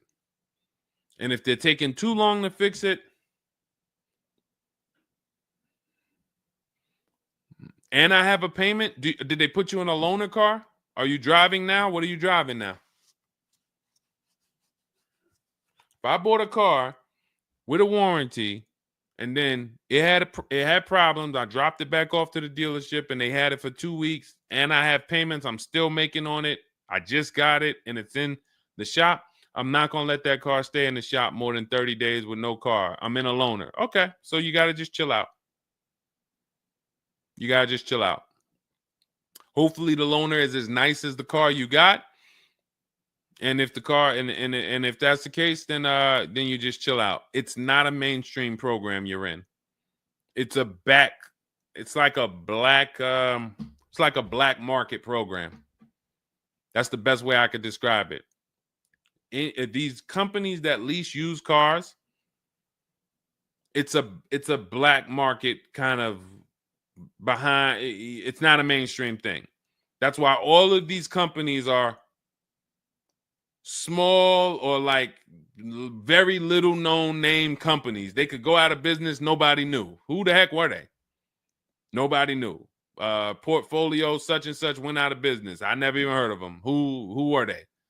Because they operate in the black market back there. So the general manager refused to pay the $4,300 for the corrosion on an important part. Again, what's your payment on the car? I just want to, I think this is a valuable lesson. They've had my van since from June 19th. Oh, they've had the van for that long? And you've been in the loaner?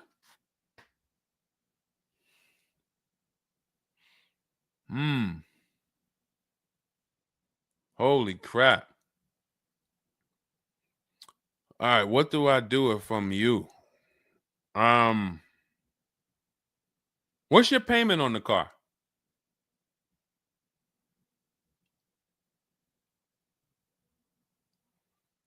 Company had your car for months. You leased it, dropped it off because it was having problems. They've had it for months and can't fix it. And you're paying $775 a month. What kind of vehicle is this? What kind of vehicle is this that we're paying $775 a month for?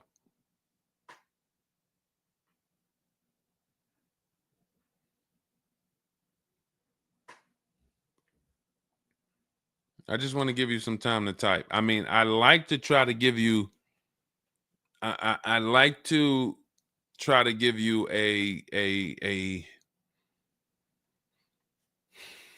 like, what would I do in this situation? And then you have to realize that you can never put yourself in this situation again. Pacifica, a Chrysler Pacifica. It's just getting worse and worse. $775. Do you know what you could be driving for $775? See, the used car leases. Why the used car leases? They don't even make financial. It's not even like a huge financial win. If you'd have told me I'm driving a Chrysler Pacifica and it's $300 a month, $250 a month, then I'd said, okay, well, maybe they're giving you a stupid deal. But I could show you 5 cars for $775 a month that are $80,000 and $90,000 cars, brand new cars. I'm sorry, for $775 a month, I can show you $775, $60,000 cars, $55,000 to $65,000 cars, no money down. I also traded in a Buick and they gave me $2,000 for that. Listen, dear.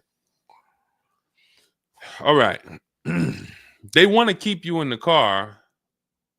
God, how can you get out of this car? Oh man. And just so you know, some situations you can't get out of. So it's not like there's always a way out. There are some situations.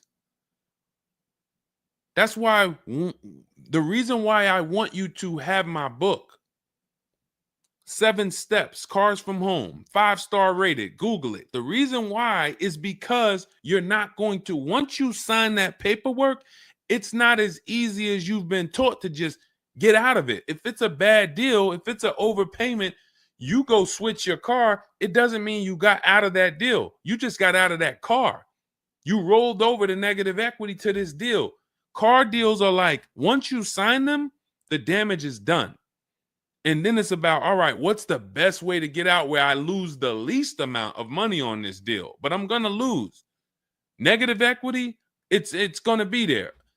So it's much better to arm yourself beforehand than to say, all right, I'm in this situation now. How do I get out of it? Because some situations can't be gotten out of.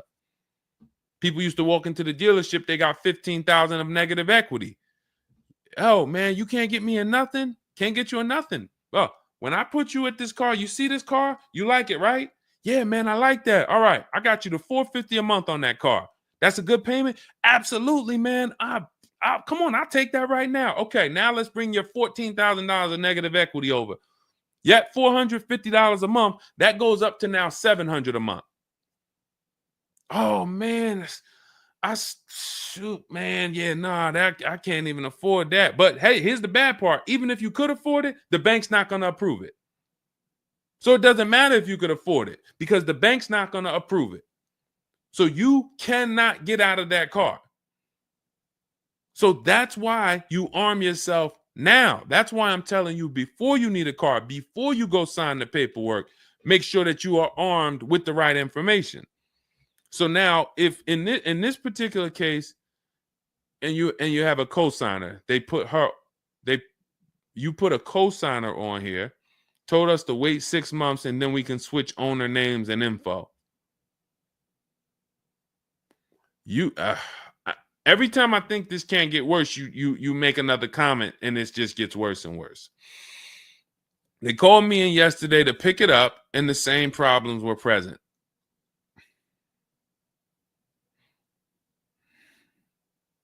Good Lord. I'm almost stumped. Okay. All right.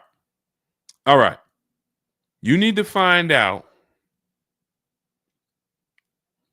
how many miles are on this car?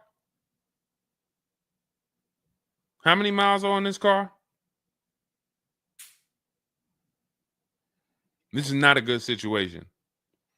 So that's why it's harder. And what I'm about to tell you, it might not even work. You may just be stuck in it. I'm trying to see if we can slice it any way possible to give you some form of solution.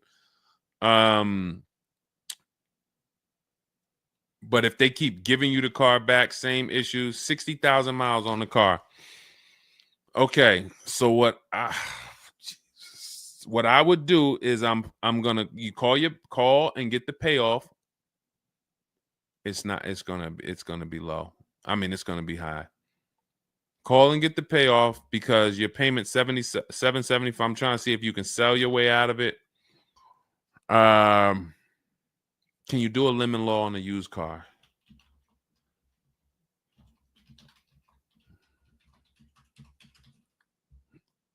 Let's see. Yes, some states have lemon laws that cover used cars, but the specifics vary by state. What state are you in?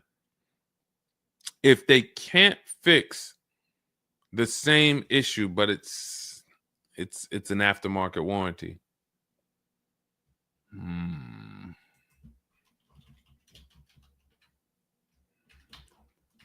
What state are you in?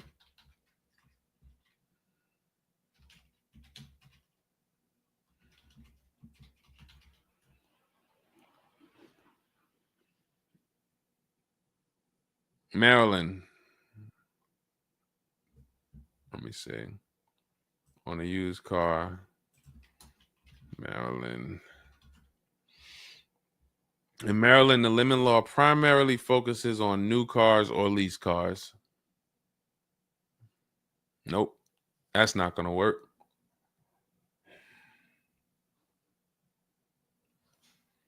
Jeez. I'm gonna be real with you. You could shoot me an email. I don't know if you can get out of this. You know, a contract is binding. You signed a contract. And let me tell you this. I don't know if you can get out of this without losing. You could just stop paying the car, have a repo on your credit. A lot of people will do that. I'm going to drop this car off, take your car back, voluntary repo, credits tore up. Not a good solution. It's going to cripple you from moving forward with cars.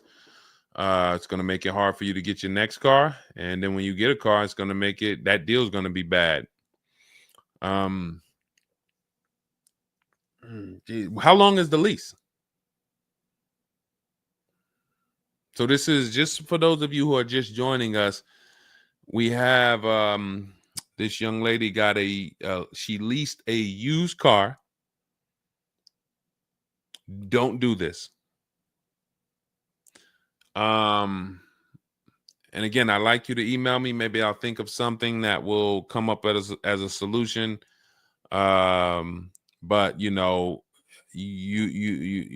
I trust you're gonna learn from this. It sucks. It's a horrible situation, and it's evidence of how bad certain bad structures can be. Because and again, I know some of you who've joined me for a long time, you may be used to, well, Deshone has a solution for everything. Not everything. There's times where you are too buried, and the only thing that will heal the wounds is time. That's the only thing. The deal is done. You have to pay down the deal. And then in a year, 2 years, you might be able you might be able to make a move, but you have to suck it up, bite the bullet, and we might be able to lean on them to get the car fixed. 78 payments. How? You said you leased it. This is a loan then.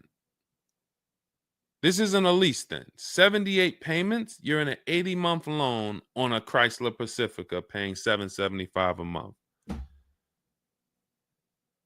It's not a lease, that's a loan, and it's 8 years that it's 7 years. 7-year loan.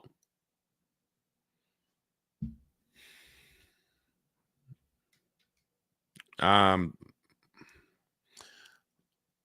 mean, this is why I do what I do.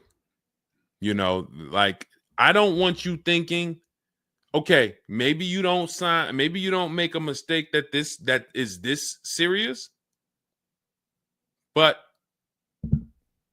this is cars. When I'm breaking down these big numbers and I'm throwing out these big numbers, oh, this is a $4,000 mistake. Oh, if you don't do this, yep, you're looking at about $4,000 or $5,000 you're gonna leave on the table.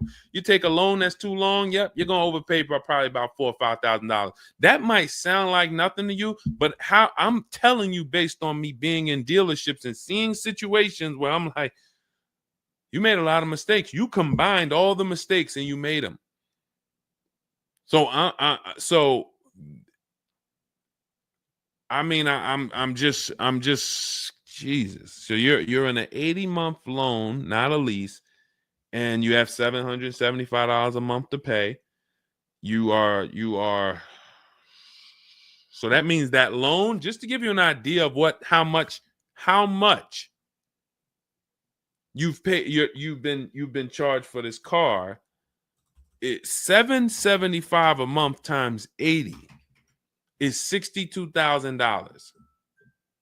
So we're paying $62,000 over 8 years, over almost 8 years, or almost 7 years. Wait, 80 months, not 84. So yeah, almost 7 years for a Chrysler Pacifica. So we can't trade out of it. We can't sell our way out of it. That car is probably worth $20,000 at best. 2021 Chrysler Pacifica, 60,000 miles on it. That car is probably worth $20,000. But they charge you're gonna end up paying $60,000 for it. Jesus.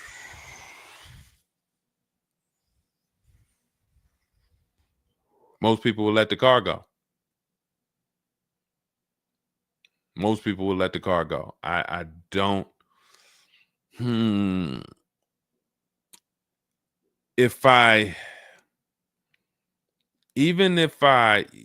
you run your negative equity, that is exactly what it's saying. 62,000.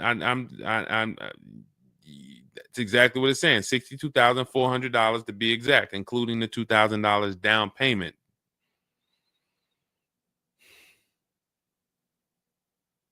What's the name of this company that you did business with? My friend will not let that fly. That is one of the worst car transactions that I've ever seen anyone in. And your friend is on the deal with you as a co-signer. This is level 10 out of 10 bad. Rich Morton Mazda. Do you know what your credit score was roundabout when you made this deal? Rich Morton Mazda in Maryland. Everyone remember that name. Rich Morton Mazda in Maryland. Stay away from them. This is one of the worst deals I've ever seen. She is the main person they told me I could not sign the papers.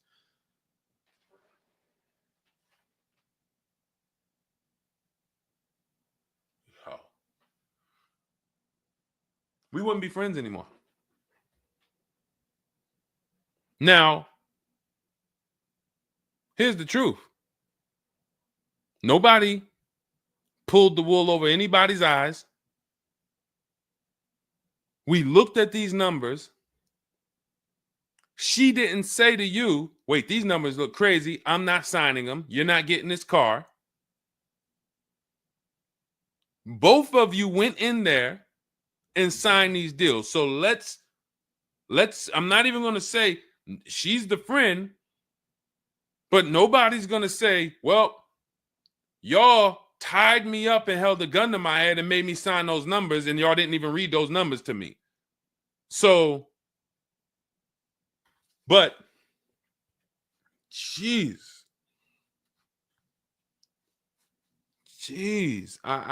this, you're buried. You are buried in this car. The only way, and what's crazy is, even if you voluntarily let it go, you ruin your friend's credit. Because she's the one who signed for the car. Bad, everything bad. I wish there was a silver lining that I could think of. What I would do is I would find, you need to find out how upside down you are. You need to go on CarMax, write down these 6 sites, write down these 6 websites. You need to go on CarMax, Driveway, Kelly's Blue Book, Cash Offer, Auto Nation, Carvana, Car Gurus, Cash Offer. And you need to see what that car is worth. Let's say they say the highest offer is $25,000. $25,000. The total of your payments is not what you owe. That's what you would have paid after 7 years. You need to call the bank and you need to get the payoff. That is what you do tomorrow morning. You go on those websites tonight or today. You find out what this Chrysler Pacifica is worth. And then you call the bank tomorrow or the next or whenever, and you get the payoff. And you need to know what that gap is. If that gap is $25,000, then I am trying to get out of that car, and it might not be this year. It might not be this year, but I need to right now. I would go into an electric car lease where I could get, like, there are certain electric cars, and if I was shopping them, I would choose a bunch of them that were 50. I mean, I got a couple people who've gotten Like Val, she just got her electric vehicle. Some of these electric vehicles people are saving. This is a 1.16, but even going back to Zafrina's first deal, she got an electric car and she probably got like close to 17 grand off the car. Milligan, I always use Milligan because she got one of the biggest discounts ever using what we use. It's an electric car, but she got, where's Milligan? I got to label these better, Dolan. Remind me I got to label these better because I cannot just cycle through these. Sean got 20 grand off. The reason why you need a car that when you shop your deals, you need like $30,000 off the price of the car. And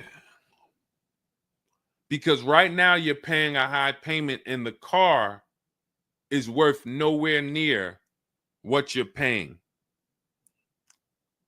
So as you pay $775 every month, you're paying it towards an asset that is worth nowhere near what you're paying. You also need to find out if you have gap insurance. So I'm going to give you those 2 homework assignments. And then the next time we're live, you jump on the show and you tell us what you did.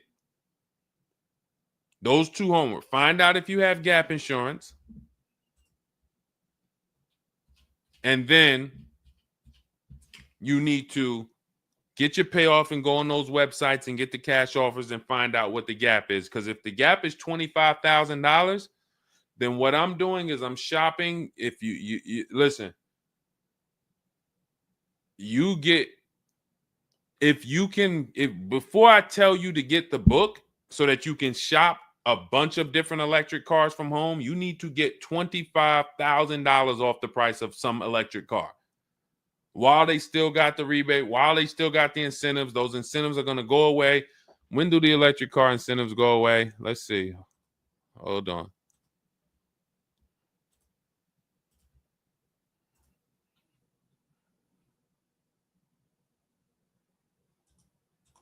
Hold on.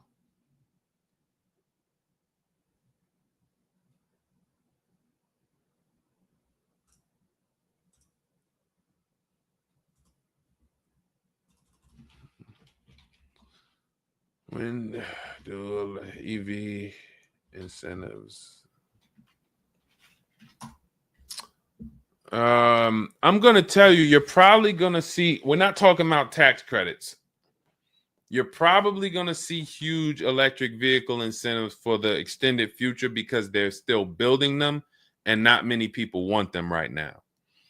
So you need to get like $25,000 off the price of some car or more. Like I said, with Milligan, she got she got almost 27,000 off. And then you would roll that over into a new car and you would lease it. And your payment's going to be high, but you're going to be in a good car. So if you lease a car and you end up with after you knock off that 25, 30, $30,000, and I would be just shopping multiple electric vehicle leases using our system. Again, at this point, you're either going to listen to me or you're not. So, I mean, I'm just going to assume you are. And you would just run multiple electric cars through our 25-to-5 system and see, all right, how much could I get off that one? Oh, they're saving me 15 grand. Nah, that's not enough. All right, let me go pick this Kia SUV. All right, how much can I get off that? Oh, 17 grand. Nope, nah, that's not enough. Oh, let me pick this one. Oh, they're giving me 22 off. All right, that's better. Let me see if I switch this car over to that, how much they would give me. And you're trying to get out of that car, but you cannot bring all of that negative equity over unless you already knock down this new car by $20,000 or $25,000 because the bank is not going to approve it. So you need something that you can save that kind of money off of and then come over to a lease and then, all right, forget about lowering your payment right now.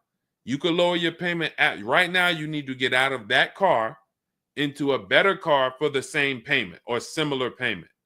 You're not lowering your payment. Only way you're going to lower your payment is to get rid of the car, ruin your friend's credit. But once you do that exercise, let me know where the gap is. Next time you see me live, jump on. Hey, Deshone, I did it. The gap is like $22,000, or the gap is $30,000. If the gap's 30, then we got to see what we do there.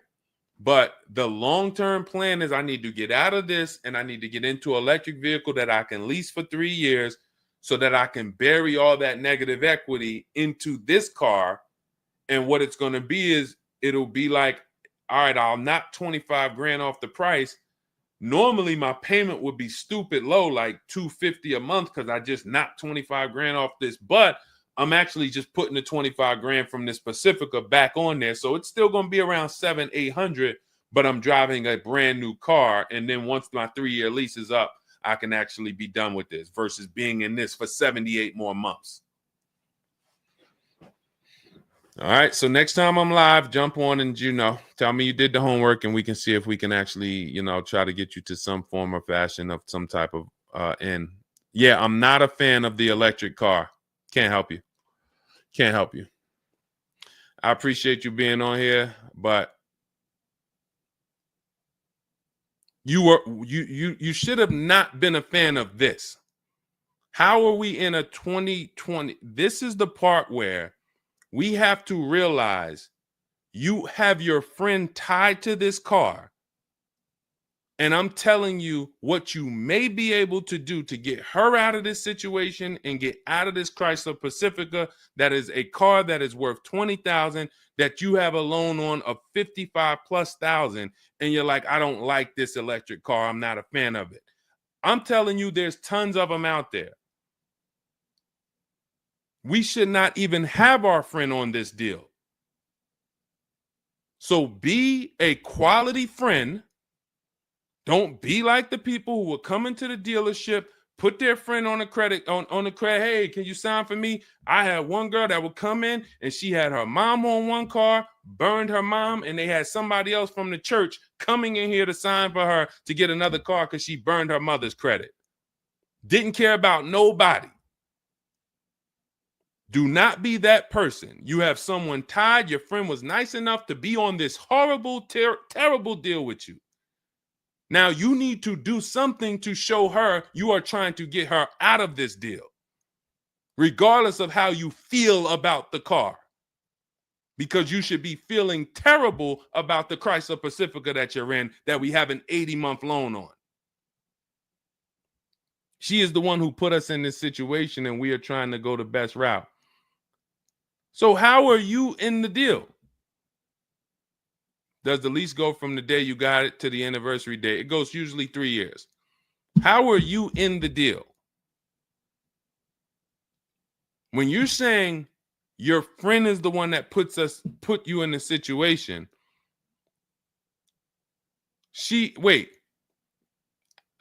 in one breath you're saying, believe it or not, she's the one who encouraged me to get it.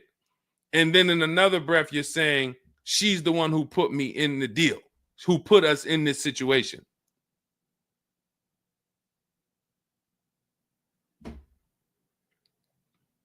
I don't care who put you in the situation. It's a horrible situation. So if you want, that is the only solution, and it may not even work. So let me just be clear. Lots of people on the show, they seem to be very interested in your story.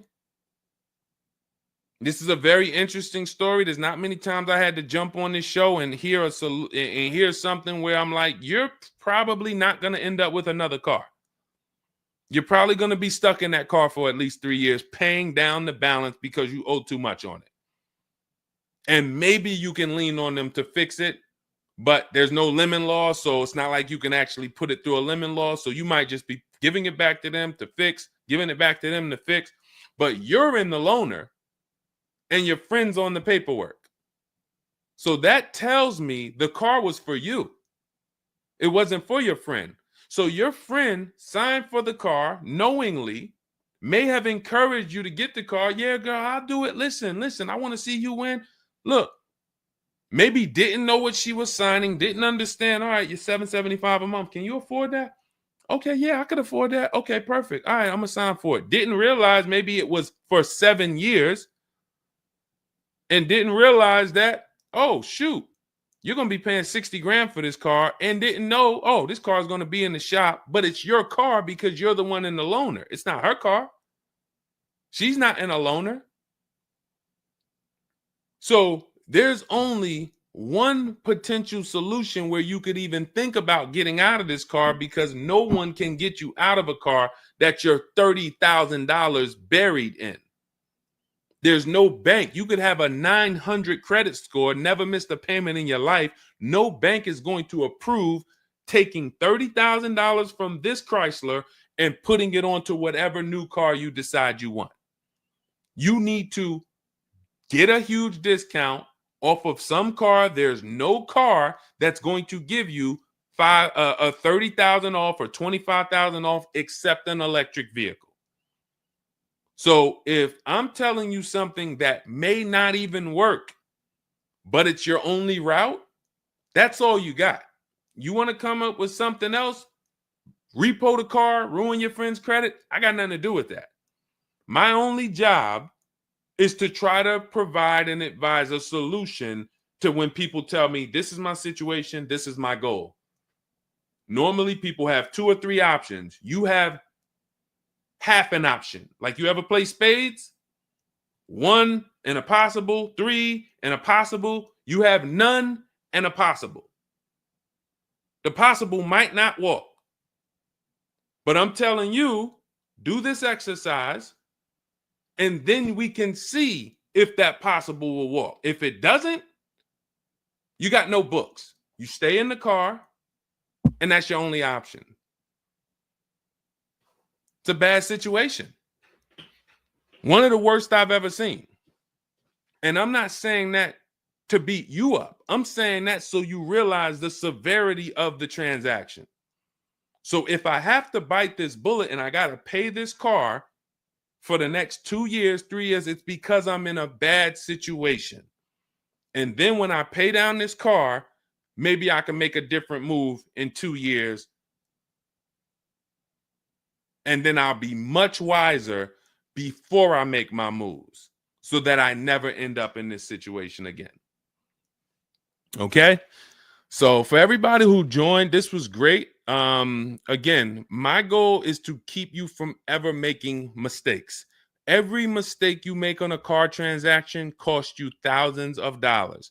There is no the least expensive mistake you could make is getting gap insurance when you didn't need it. Getting gap insurance when you didn't need it, you just paid probably $400 or $500. You didn't need it. All right, you lost $400 or $500. That's the least expensive mistake you can make on a car. Everything else is thousands of dollars, $2,000 mistakes, $5,000 mistakes, and more. So you can avoid every mistake by having a step-by-step checklist. If it's in Deshone's book, I do it. If it's not in his digital book, I don't do it. So there's no way I'm going to make a mistake. That's okay, TJ girl. We'll be back tomorrow. If I'm giving you a checklist, check, do this, check, check. You're doing everything I say do. There's no room for a mistake.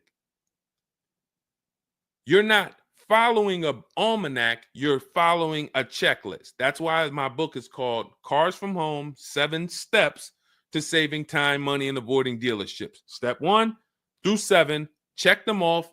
You do car transactions mistake-free. You don't miss any money with your financing. You don't buy bad cars. You don't do anything that you're like, oh, was this good? No, it's a checklist. So normally it's $97. It's a digital book. So you can have it in your inbox in about 5 minutes, and you'll get it for 75% off as part of our welcome offer in my TikTok bio, Instagram bio, Facebook comments, or the YouTube comments. There's a link there. Just get there before that 2-hour countdown expires. Once it expires, it goes back up to $97, which is still worth every penny. You spend $700 on a home inspection. Why do you spend $700 on a home inspection when you might not even buy the home? Inspector might come back and say to you, you know what? Hey, listen, I got the report for you. Just so you know, that roof needs replacing. Those boards, the electrical system in the back, there's a lot of stuff that's not up to code. And then in the basement, you got some water coming in through the foundation there. Listen, house needs a lot of work.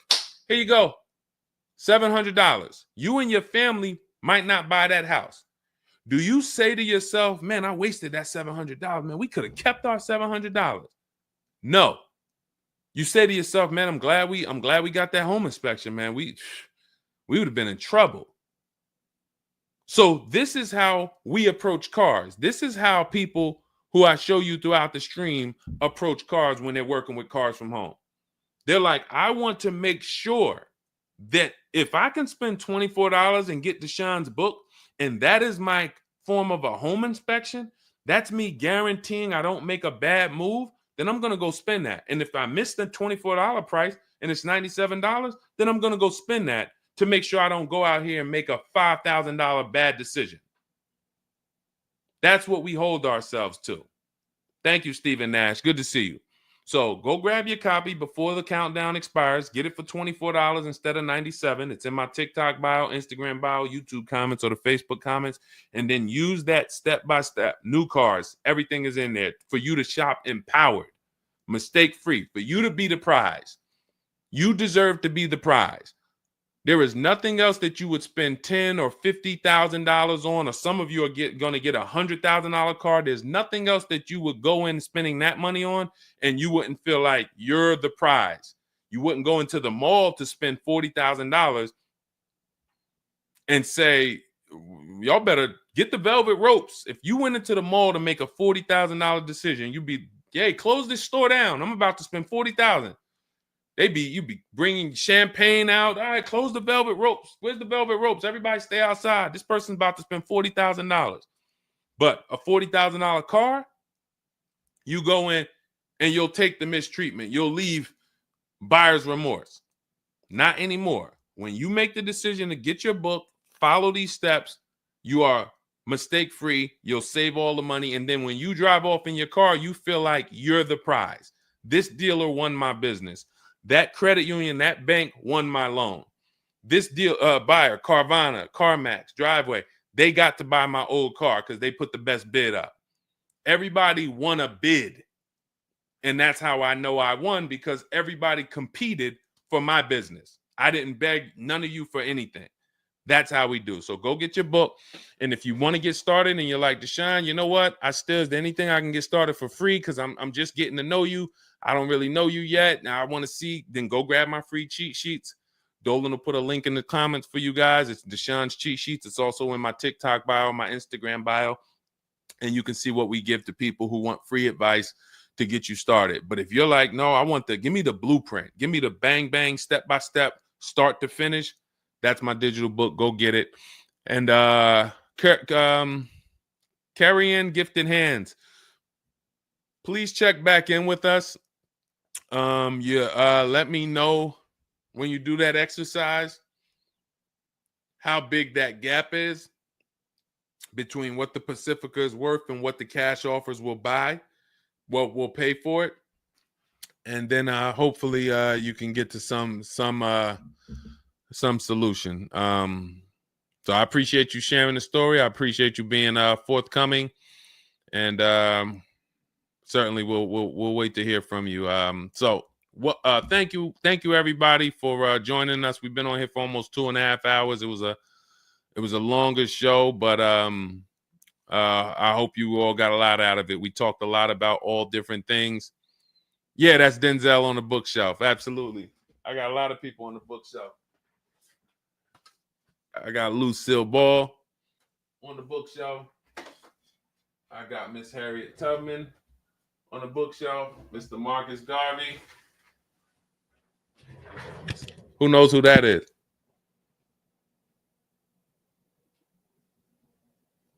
That's the great one.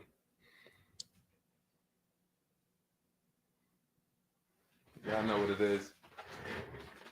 I only have the greats around me. Alexis Chu, you don't know who that was? Who could tell Alexis who that last person was? Man, you better get up on the honeymooners. Yep, that was, yes, TJ girl. Yep, Jackie Gleason. Yep, that is right. The great one. So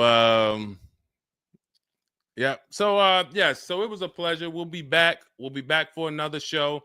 When you see us, jump on, get your questions answered. For those of you who have my book, I want to thank you. Shout out to I saw a couple people say they grabbed their book and they were using they were ready to use it. I would get the paperwork through email, never received it. I need your help. I bought 2 brand new cars. I was told I would get the paperwork by email, never received it. So call the dealership. Call it. You bought 2 brand new cars. You said you would get the paperwork by email. You never received it. Call the dealership and, hey, where's my paperwork? Ask for the finance manager. Where's my paperwork? That's what you do. All right. So, all right. I'll let everybody go. I'm tired. I can't even get myself together. This is, I'm gonna jump off and we'll be back. We'll be back for another show. Make sure you get your book in my TikTok bio, Instagram bio, the comments, or the Facebook comments or the YouTube comments, and I'll see y'all on another show. All right. God bless you.